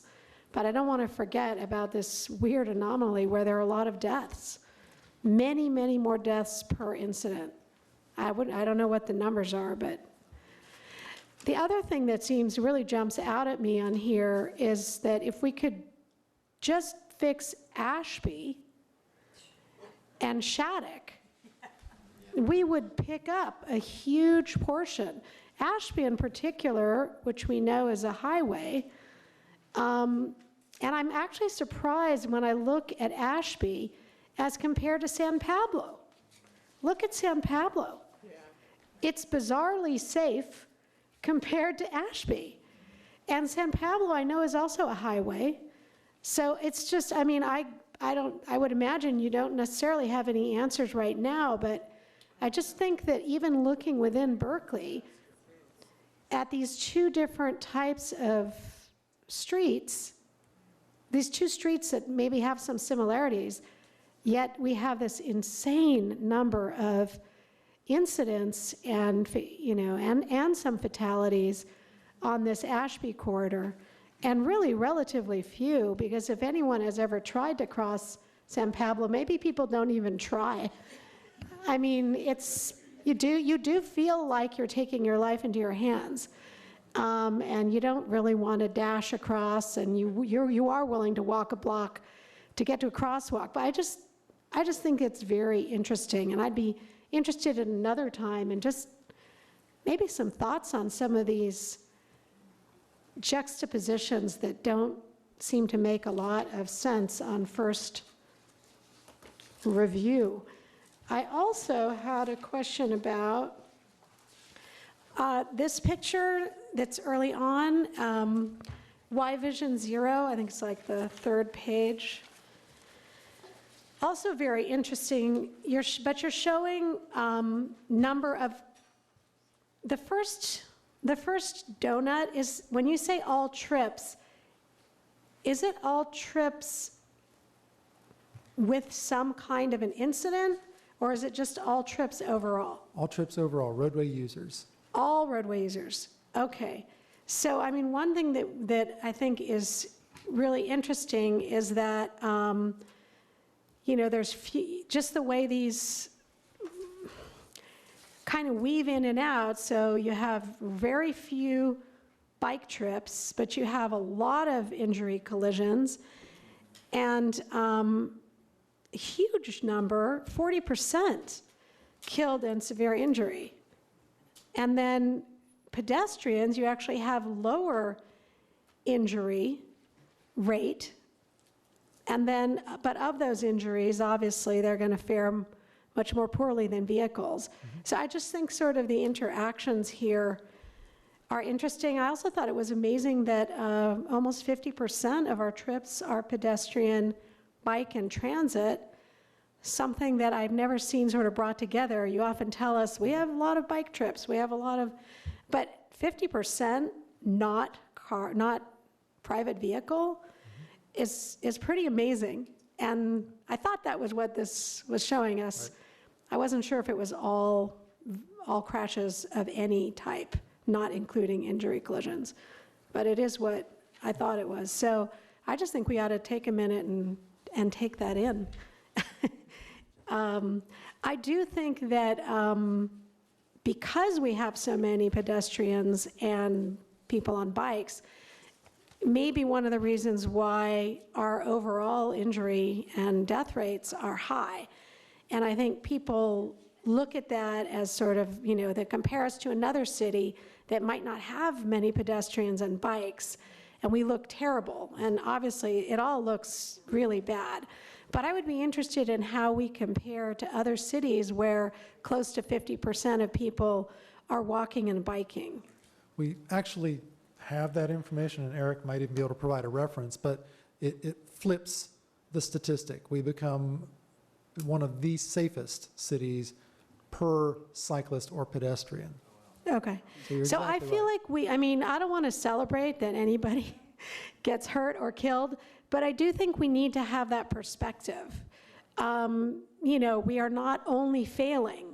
There's a lot of success embedded in this, in the tragic element here, which is that a lot of people are walking, biking, and taking transit, and relative to other communities where that's happening, we actually are doing okay. Now we want to continue that leadership, and we want to show that we can get down to zero and really kind of show how it's done. But I just think that this paints a doubly negative picture when it's maybe only one layer of negativity. Okay, last but not least, I don't know, I'm guessing, Mr. Jahondel, that your memory is better than mine, but you and I, about a year and a half ago, had a conversation, including exchanging some emails about a city in England, a town, where instead of putting all this paint and signs and stop signs and, you know, just, you know, this kind of overwhelming and kind of ugly apparatus that seems to be the way we go in America, they stripped it all away. And they created slow streets that are actually really aesthetically pleasing. And do you remember the name of that? Or maybe we can fish it out. We can certainly find that. And there are also cities in the Netherlands that similarly replaced their traffic signals with roundabouts and took out all their stop signs. I just feel like I would love for everybody to see that. There was a really nice video, and I just want us to keep in mind that sort of the American way, which is about paint, signs, asphalt, you know, it's like we only have 4 tools: concrete, asphalt, paint, and signs, and enforcement. And, you know, other cities around the world are doing things that result in a much lovelier built environment, less kind of ninny, you know, don't go here, don't go there, you can turn left here but not right there, and, you know, kind of overwhelming cacophony of signage. And I just think it would be nice for everyone to see it. Maybe we can show it here sometime. I've Googled around looking for it and couldn't find it. I'm not sure I knew the right terms to look for. I believe it's a Dutch engineer. His name is Hans Monderman. Hans Monderman. So if you do a search for Hans Monderman, you'll get his. It's called the Naked Streets approach to. I didn't know, traffic naked. design. Yeah. I didn't know to look that up. Naked streets. Okay, yeah. It'll be really popular in Berkeley. Hopefully people understand what we're talking about. But that brings me to my last point, which is something that I bring up frequently when we're talking about our streets and our public space, and I think Councilmember Davila often brings it up as well, which is aesthetics. I mean, we have to find ways to be safe, but we have to always include aesthetics. I think I brought it up when we were talking about the pedestrian plan. You know, being functional, I believe functionality is not the highest goal of public anything, of public endeavor. And that we should really strive for more. We should strive for delight. We should strive for invitation and beauty. And I mean, come on, the world's kind of a complicated place, and we all have a lot of that feeding into our cell phones and whatever. Could we just step out of our homes and our businesses and smile? And can we be invited to care for each other and to walk? And can we create bikeways that are not just safe, but beautiful? And I know there's some money involved in that, but I just think it's money really well spent. So I don't know if that can be layered onto this. I feel like you've really covered the safety things really well, but let's also go beyond safety and functionality and try to lift our public realm to something better. Thank you. Thank you, Vice Mayor Wengraf. Thank you very much for the report. A couple of questions. The map of the severe and fatal collisions, what time frame does that map represent? 10-year time frame from a 10-year time frame from 2008 through 2017. This map represents 237 severe injuries and fatality? If I counted up all the little dots, I'd get 237? Really? Yeah, that's right. I misspoke too. It's January 1st, 2008 through December 31st, 20. I think it's through 2017 because it's 10 whole years. I'm sorry. Can you just tell me what? Yeah, a 10-year period. It is a 10-year yes, period. And if you counted them up, it would add up to the 237. Okay, interesting. We've had a lot of discussions here about lighting in the city, and I'm wondering if you have looked at any correlation between these events and the lighting where they took place. Oh, we haven't yet analyzed that, but that is something that we will be doing when we, for each of the high injury streets, we'll be looking at the lighting issues and crashes that occurred at nighttime and dusk and where those are occurring. Do you have that? Do you have a breakdown of the data? How many of these happened during daylight hours, during dusk hours, during nighttime hours? Yes, yes, we have that data. Do you have it now? We can send it to you. Okay, it would be very interesting. Are there more accidents at night than during the day? Compared to the amount of travel at night, there are. Okay, that's what and what is the status of the lighting replacement? Ongoing.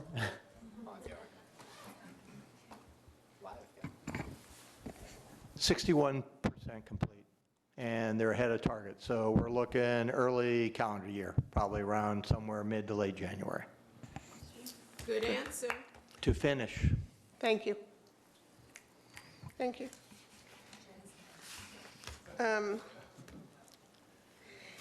The other question I had is, Is there any data on motorcycles and scooters and their involvement in collisions? The motorcycle data is there. I don't believe scooters are yet called out as a specific vehicle type, so the SWITRS data doesn't currently give us that breakdown. So that's one of the things that's going to have to be refined on an ongoing basis as those become a more common vehicle type. Okay.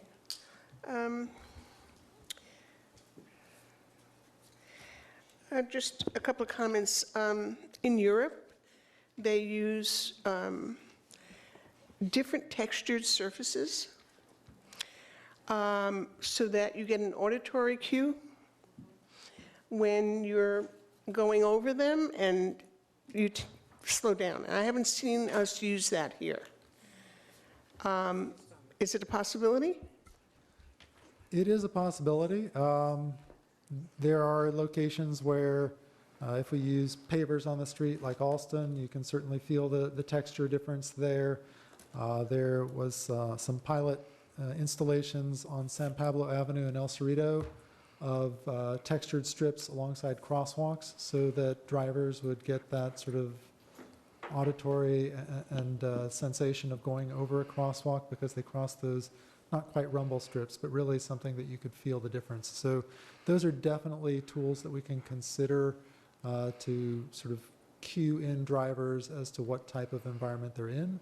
And it's very common for slow street or pedestrian plaza type of mixed flow areas to use pavers or street surface treatments that really cue people that you're not in a high-speed zone. And as you say, those are much more common in Europe, but as we look to redo streets, that's something we can do.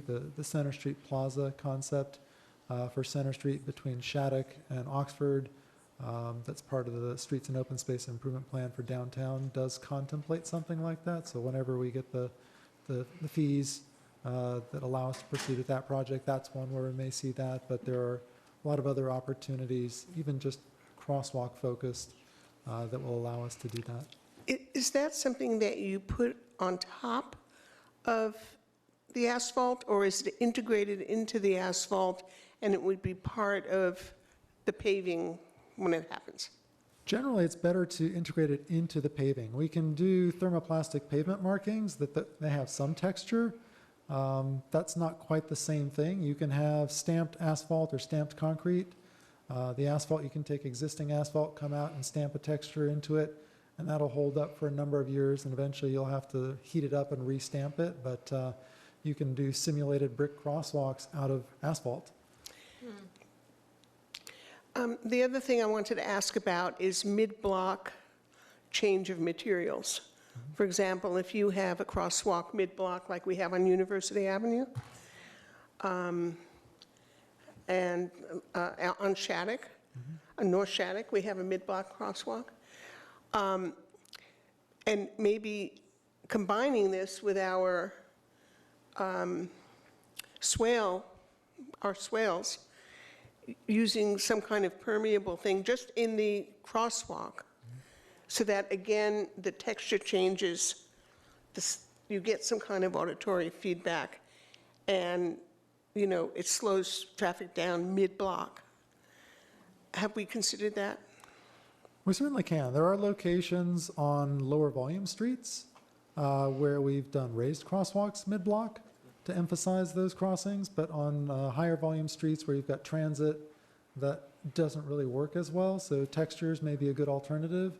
We would probably pair those up with curb extensions to shorten the crosswalk length. The curb extensions would extend the planting strip, and that conceivably could become a bioswale, because when you do that, you interrupt the gutter water flow line, and you either have to look at putting in new inlets or incorporate bioswales to capture the stormwater. So there's a lot of design elements there that combine functionality and aesthetics and potentially enhance safety if we do those. So as we look at where the priority projects are and streets are either being repaved or become part of a reconfiguration project, those are elements we definitely would consider. Okay. Thank you. Councilor Robinson. Eric, Beth, Freed, thank you so much for this. Your report was really inspiring to read through, and it's just so clear how many lives will be saved if we truly execute everything in here. I only hope that we will, and at least on time, if not any earlier than then. So I have a couple very random sort of shower thoughts almost. Just first, deep appreciation for the principles we walked through, that the new paradigm, and really kind of framing this around this this truth that we may not be able to truly prevent mistakes, but we can make sure that they're not fatal, and the improvements it takes to do that in relation to the loss of life are really not that difficult to do. And I look deeply forward to seeing this carried through and executing as much of that as quickly as possible. I would share first, you've seen this picture that you included in the presentation of, it's an individual in a wheelchair crossing what looks to be Milvia. Or no, is that on the far side of the building? Yes, crossing Milvia at Center. That's Milvia? I took it, actually. Right here. I was reminded in this moment of a scene, a moment that I'll never be able to forget. It was a totally normal, tiny little thing that just really shook me. I was in Vancouver a couple months ago visiting family, and in downtown Vancouver, I watched as an individual in a wheelchair rolled right across the street from one side of the street to the other, not at an intersection, but right through the middle. I know in Berkeley, we pioneered the curb cut, which makes our streets so much more accessible for people on wheels. But in the middle of this downtown, I witnessed something I'd never seen before, because they didn't have curbs at the edges of their street, and there was so little car traffic. It was almost only public transit, pedestrians, cyclists rolling through their downtown, that this individual in a wheelchair only so much as had to look in both directions, see that there was no traffic in either direction for a ways, and roll right to the other side. Level of mobility that I take for granted every single day, but in that moment I saw someone do something so simple that I can do anywhere, but that would be impossible on any street in this country. And I so look forward to, in 2028 or earlier, people walking through our streets and feeling like this is a profoundly different experience to move, to navigate through the city of Berkeley, and one that makes me feel like this city was designed for me, which is really exciting. A couple really random questions, sort of in the vein of what Councilmember Davila was alluding to about the demographics of the people driving when these collisions happen. What might be really interesting, not so much the demographics of those individuals, but their professions and the role that a lot of this gig economy boom has had in driving that's happening in the city of Berkeley. I feel like I hear constantly, strictly anecdotally, strictly qualitatively, that these Ubers, these Lyfts, these DoorDash drivers who have every incentive to pick up every new ride appointment that they can as quickly as possible are zooming through our streets. I don't know if I've ever seen anything numerical or something data-driven on our end that suggests or proves that there is that much more. I don't know if we're seeing more collisions or just traffic outright as a result of that. Do we have a sense of that? Right now, we only have the anecdotal, but the intent, again, would be that to the extent that we start capturing that information and, filtering it as we are making the regular reports, but pulling that out because that's a targeted question. We would hope that in the span of the next few years, we would start to develop some data and trends associated with exactly that sort of thing. Right. I mean, intuitively, it makes all kinds of sense. Yeah. And just a couple of days ago, I remember I saw probably one of the closest near collisions I've ever seen. It was right at Fulton and Bancroft. I think someone pulled the most obscene U-turn right into oncoming traffic, and everyone at the intersection just froze as the car careening toward them blared their horn. But the scariest part was that when that car made their U-turn, stopped, pulled over to the curb, immediately the driver got out to deliver the takeout that he'd been delivering to the young person on the curb that had just ordered it. And I mean, that driver has every incentive to try to make every delivery as quickly as they can, and that causes some problems. So I don't know. Whatever we can do to try to get a better sense of the extent to which that's happening would be really interesting. Another question, this may be opening a really dangerous can of worms. I don't know the history here. Can you talk for a moment about the story behind our really fascinating network of one-way streets all over the city?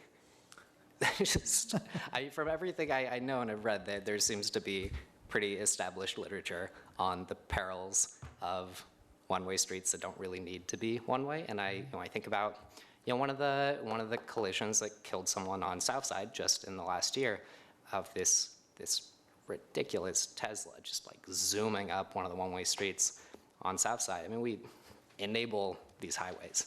And my vague understanding is that we as a city deliberately did that some decades ago to make it easier to cross from one side of the city to the other, but that seems to have some drawbacks. I'm wondering if in the long term there might be any plan or proposal or some benefit to looking at undoing some of that. So we have looked at concepts for converting some of the one-way streets in the past, and so far they haven't really quite panned out. However, as we are working on our Southside Complete Streets project over the next couple of years, some of those questions are going to be addressed, and in particular, we may have streets with contraflow bike lanes that remain one-way for traffic, but that are narrower, because there are a couple of good and bad things about one-way streets when it comes to traffic flow and safety. Wider streets means more capacity, potentially more speed. On the plus side, it means a pedestrian crossing only has to look in one direction. The number of turning conflicts at intersections goes down, so that's potentially good. But you're really kind of balancing the speed versus minimization of conflict as a concern. And as we discussed, speed is a contributing factor to the likelihood of crashes and then to the severity of crashes. So that's the piece that needs to be controlled for. And if there's excess roadway capacity created by a one-way street, you can either convert it back to a two-way street if that works out, or you can eat up that extra capacity with roadway enhancements for bikes or for vegetation or any number of different things, so that you don't have unintended behaviors that result from extra space. Right, no, certainly. Okay, that makes a lot of sense. Golden. And one last fun one that I totally could have emailed you and is only really peripherally related, but maybe other people will find interesting too. Oakland DOT has been doing some really fun and well-publicized paint projects on streets that have a pretty obvious traffic calming effect. I bring this up just because on Saturday when the mayor and I were doing our office hours, someone visited us with a really wholesome proposal to do some rainbow art on the streets right by Oscar Wilde Co-op, which is the queer theme house on Southside. What would it take operationally to try to do something like that? And do we have the mechanisms for a community paint day or something if a neighborhood, if a block has some sort of creative idea for their street that maybe could have a traffic calming effect? Right, so Community Paint Day is actually the best way to go about that. We looked at this with the Transportation Commission a number of years ago. We had a commissioner who had worked, I think it was with the city of Portland, and was in charge of that program, the community intersection painting program that they had there. And a couple of things that the commission learned in that process was that it's a great community building tool. So from that perspective, a great thing to do. We would want to make sure that it didn't create any conflicts with clarity of crosswalks or other important traffic control devices, but that's not a huge deal. But that really is the optimal way to do it, is have the community do it, get engaged, because that's the biggest benefit. It turned out that as a traffic calming tool, it didn't really make much difference. Gotcha. Okay. But the community building really is valuable in and of itself. Very cool. Do you need a permit to do anything like that, or can I just tell them to find some buckets and You need get a to permit. work? Yes. Okay. It would definitely have to be reviewed. I'll check in with you. Sounds good. Permitted. We want to make sure that it is done in a safe manner. That makes sense. That's fair. Thank you, Fareed. Councilor Davila. Thank you. So I was just on that council member, Rigel just talked about. because I was thinking about 3D crosswalks, you know, and also like in Oakland, Oakland does kind of interesting things. They have a lot of the different colors and piano keys and things like that. So would that's the same thing as a community building kind of event, or is that something the city could do? The city could do those. They're kind of fun things to do. They don't necessarily make a big difference in the visibility of the crosswalk. They do draw attention in the short term, and there may be some value in that. Long term, we'd have to decide if that's something that is sustainable. It's more maintenance cost. But if we see that there's benefit to it, we may do that. It's more typical to do that maybe in a particular district where the district wants to establish an identity, and we work with the business improvement district or other groups to do something of that nature so that it really has more benefits than just the traffic safety or traffic control component. Yeah, because I was thinking it would be nice to do that, like, in the crosswalks, like, in front of schools and, like, major, intersections where, like, in front of the senior buildings and things like that. It would be more visible, because a lot of people just, now you have those arrows and those signs and stuff, but it would be good. And then also, I said this the other night, about this four-way stop at Hopkins and Gilman. Gilman and Peralta, I mean. But California and Dwight Way, what would it take to do that there?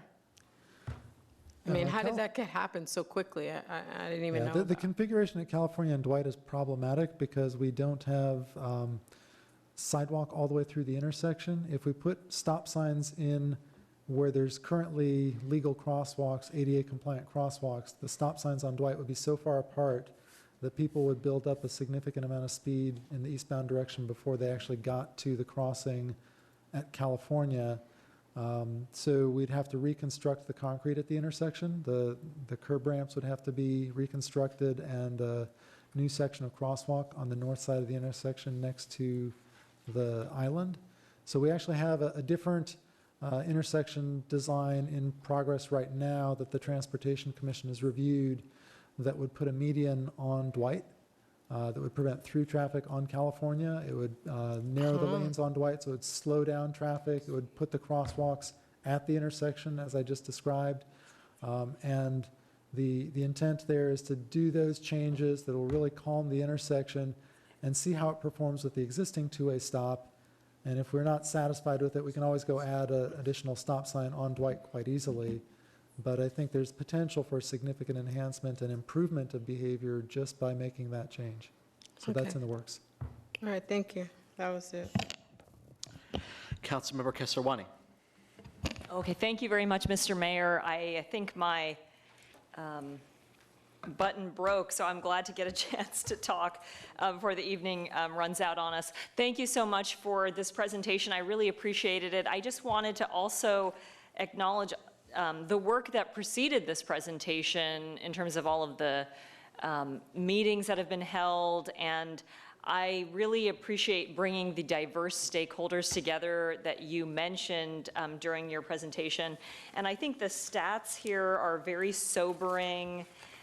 The disproportionality of the impact on bicyclists and pedestrians is an important reminder to us of how vulnerable certain roadway users are as compared to others.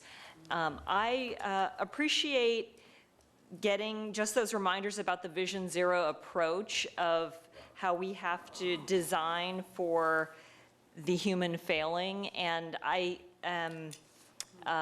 become more aware of this in my own use of our roadways, and I think as somebody who is familiar with Berkeley streets, there are certain kind of areas where I am aware, I'm coming up on the Ohlone Path intersecting Cedar, I need to slow down.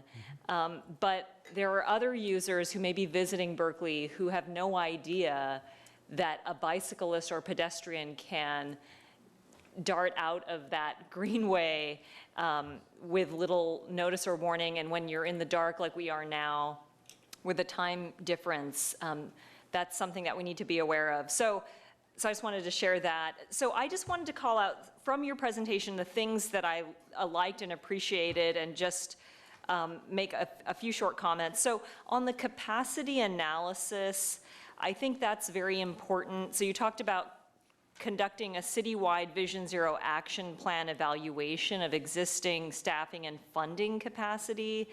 I think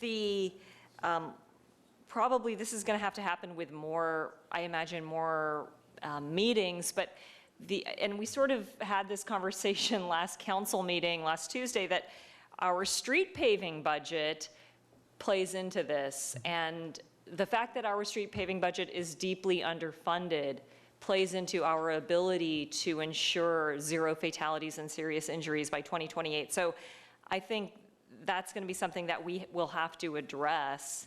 And I don't know how broad this capacity analysis will be, if it will go into the issue of the street paving budget. So I'll just put that out there.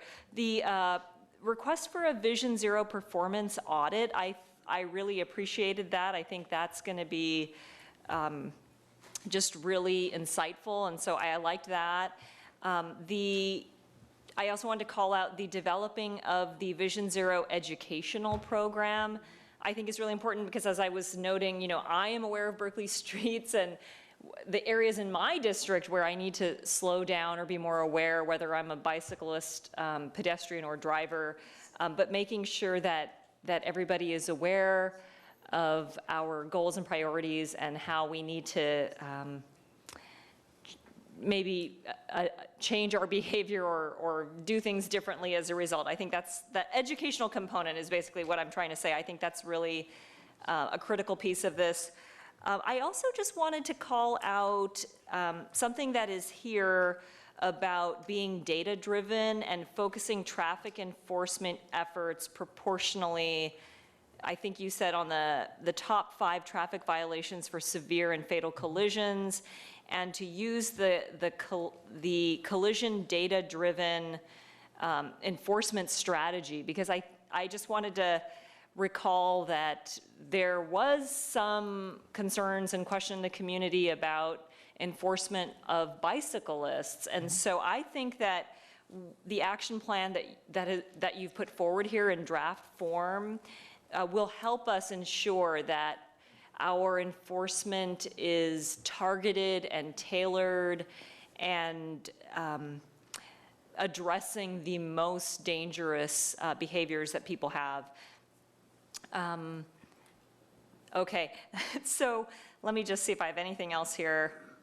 Oh, so, and one final thing that you noted in terms of project delivery, the quick build projects at locations with recent severe and fatal collisions, that you have something in the presentation that you'll reactively build newly identified quick build projects at locations with recent severe and fatal collisions. I just wanted to ask you about that, because I have seen that happen in San Francisco, where tragically, I believe it was a resident of Berkeley who was biking in San Francisco was tragically killed, and then there was quick build protected bike lane put in. And I think the question that I have, and probably members of the community have, is instead of being reactive, can we be proactive? And I think you're saying you will be proactive. And then is there a distinction here, I guess I was wondering, is it the case that maybe if something severe or serious happens at a location that wasn't already on some kind of a list, that the fact that something occurred would put it on the list? Could you just speak to that a little bit? I think you're absolutely right that we want to be proactive. We're going to use the data to find where the risk is highest, where the behaviors are contributing to that potential risk. The quick builds do a couple of different things. One, they may sort of, patch a gap in the data that didn't show up before. They draw attention to the incident and show that we are focused and serious about addressing these things. And just that message alone is a really important part of the quick builds. In order to do them quickly, we have to have a couple of things. One is a good idea what will make the difference. And two is the ability to do it with essentially paint and stanchions. It's not going to be necessarily pretty. We will try to find the tools that allow us to do that the best we can. We may be able to have, planter boxes or other sort of tools that we develop into our toolkit to make them work better. And we've seen quick build projects in other cities of really varied quality. But the intent is, if there's a proven risk that has happened at a particular location and we see a way to address it, we should try to do that and draw attention to the issue and learn from what's happened there. And so trying out some of these things through quick builds allows us to build a better capability of making the long-term enhancements. We try things out on the cheap, and if we have to adjust them, move a paint line, move a stanchion, that's not hard to do before we start casting things in concrete. I was just going to say, we'll be really trying to be proactive through our high injury street analysis, but for those cases where we didn't anticipate what would happen, and we can see what the contributing factors were in the street design, then that would be an opportunity to try to address those. So, Eric, I don't know if you wanted to add to that. Sure. I think the other issue that comes up is aesthetics. And one of the things we've talked a lot about internally among staff is the need to articulate a better traffic calming vocabulary that we can use for quick builds that isn't the paint and posts approach that may not meet our aesthetic goals. So I think there's some opportunity for creativity as we try to grow that toolbox. And one last thing I'll add, again, we want to be proactive, and we want to never have to do another reactive quick build project after 2028.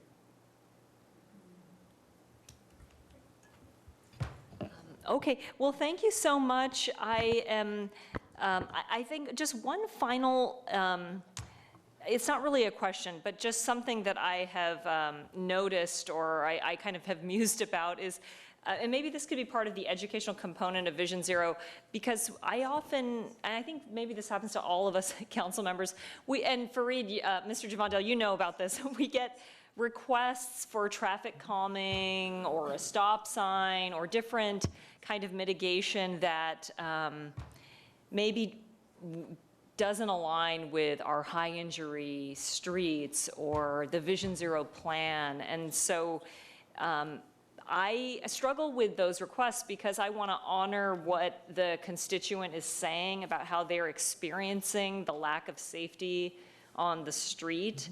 That they are asking about, but then also the reality that, well, you are looking at the data and certain things aren't rising to that level. And so it's, I guess that's a challenge I find, to communicate that, and, because it's sort of like I want to be, I think we all want to be service oriented. We want to, if people want a stop sign, we want to help them have it if it's warranted. So I don't know if you have thought on that issue. I do, because I think one of the things that many of you hear is stories of near misses. And those are very personally troubling. But the basis of Vision Zero is severe and fatal crashes, not even all crashes or all injury crashes. So one of the messages that is going to have to be understood is that while we don't want there to be any crashes, the crashes that we have to be responsive to and reactive to are the severe and fatal crashes, because those are the injury crashes that we most want to eliminate.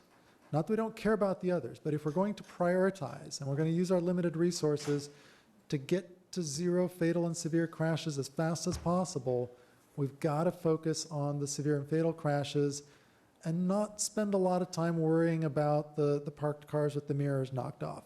We're not thrilled about those, but those can't detract from our focus and emphasis on delivering the safety improvements that are going to save the most lives.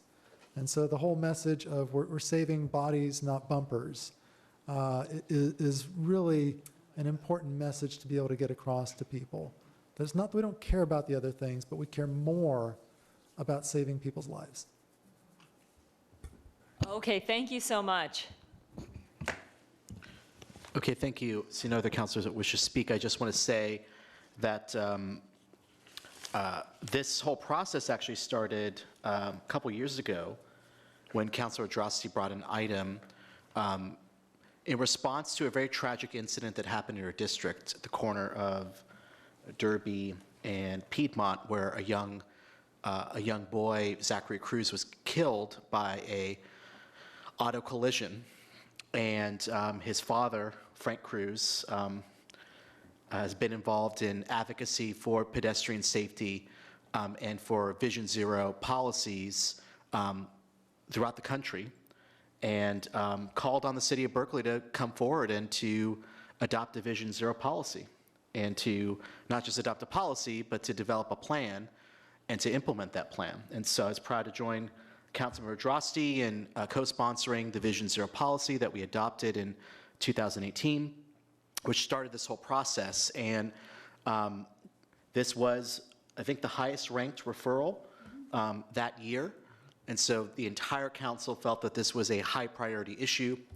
And certainly the reports that we see in the news almost every week about a serious collision that's occurred on our streets of a pedestrian or bicyclist, I think illustrates the urgency of not only implementing this plan, but changing the way we design our streets, changing the way we do enforcement, and making our streets safer. And there's no question that despite the fact we have a high number of people who bike compared to cities our size, that there are many bicyclists that don't feel safe biking our streets because the lack of adequate infrastructure and the risks that they're taking in biking, and certainly pedestrians as well don't feel safe. And so if we are going to achieve our climate action goals, if we are going to make our community safer, we need to make sure that safety encompasses safe streets as well.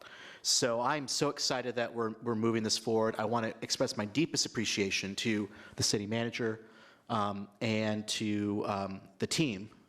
This has been a multiple department effort, and this really has been a one city, one team initiative where departments, police, public works, public safety, public health, transportation, engineering have all come together to really understand the Vision Zero philosophy and what is involved in implementing that, but to look at our policies, to look at our practices, to look at ways that we can, throughout the whole city organization, implement this. And so I think the framework that you're presenting to us today, I strongly support, and look forward to the final action plan coming to us and seeing how we can move that forward. You know, we did allocate some money this past budget for a Vision Zero coordinator, and certainly we have prioritized increasing resources in the transportation division, not just in terms of staffing, but also in terms of capital dollars to be able to move those projects forward. And I do agree that we need to make sure that we are prioritizing those future investments to align with implementing our Vision Zero policy. So I'd like to see us get to Vision Zero before 2028, because every day that we're not looking at enforcement strategies, whether it's lowering speed limits, whether it's increasing enforcement, looking at how we design our streets so that they're safer, is a day that we're putting our residents at risk. And so there's a lot more work we have to do, but this is a good framework moving forward, and I just want to express my deepest appreciation to the city manager for prioritizing this, and to the team, the entire team that's been working on this, and the community advisory group that's been working to provide input on this plan. So look forward to the final action plan coming to us, I think in February. That's the goal. That's the plan? Excellent. Thank you very much. So motion by Droste to adjourn, seconded by Davila. Is there any objection to the motion? Hearing no objection, we are adjourned. Thank you very much.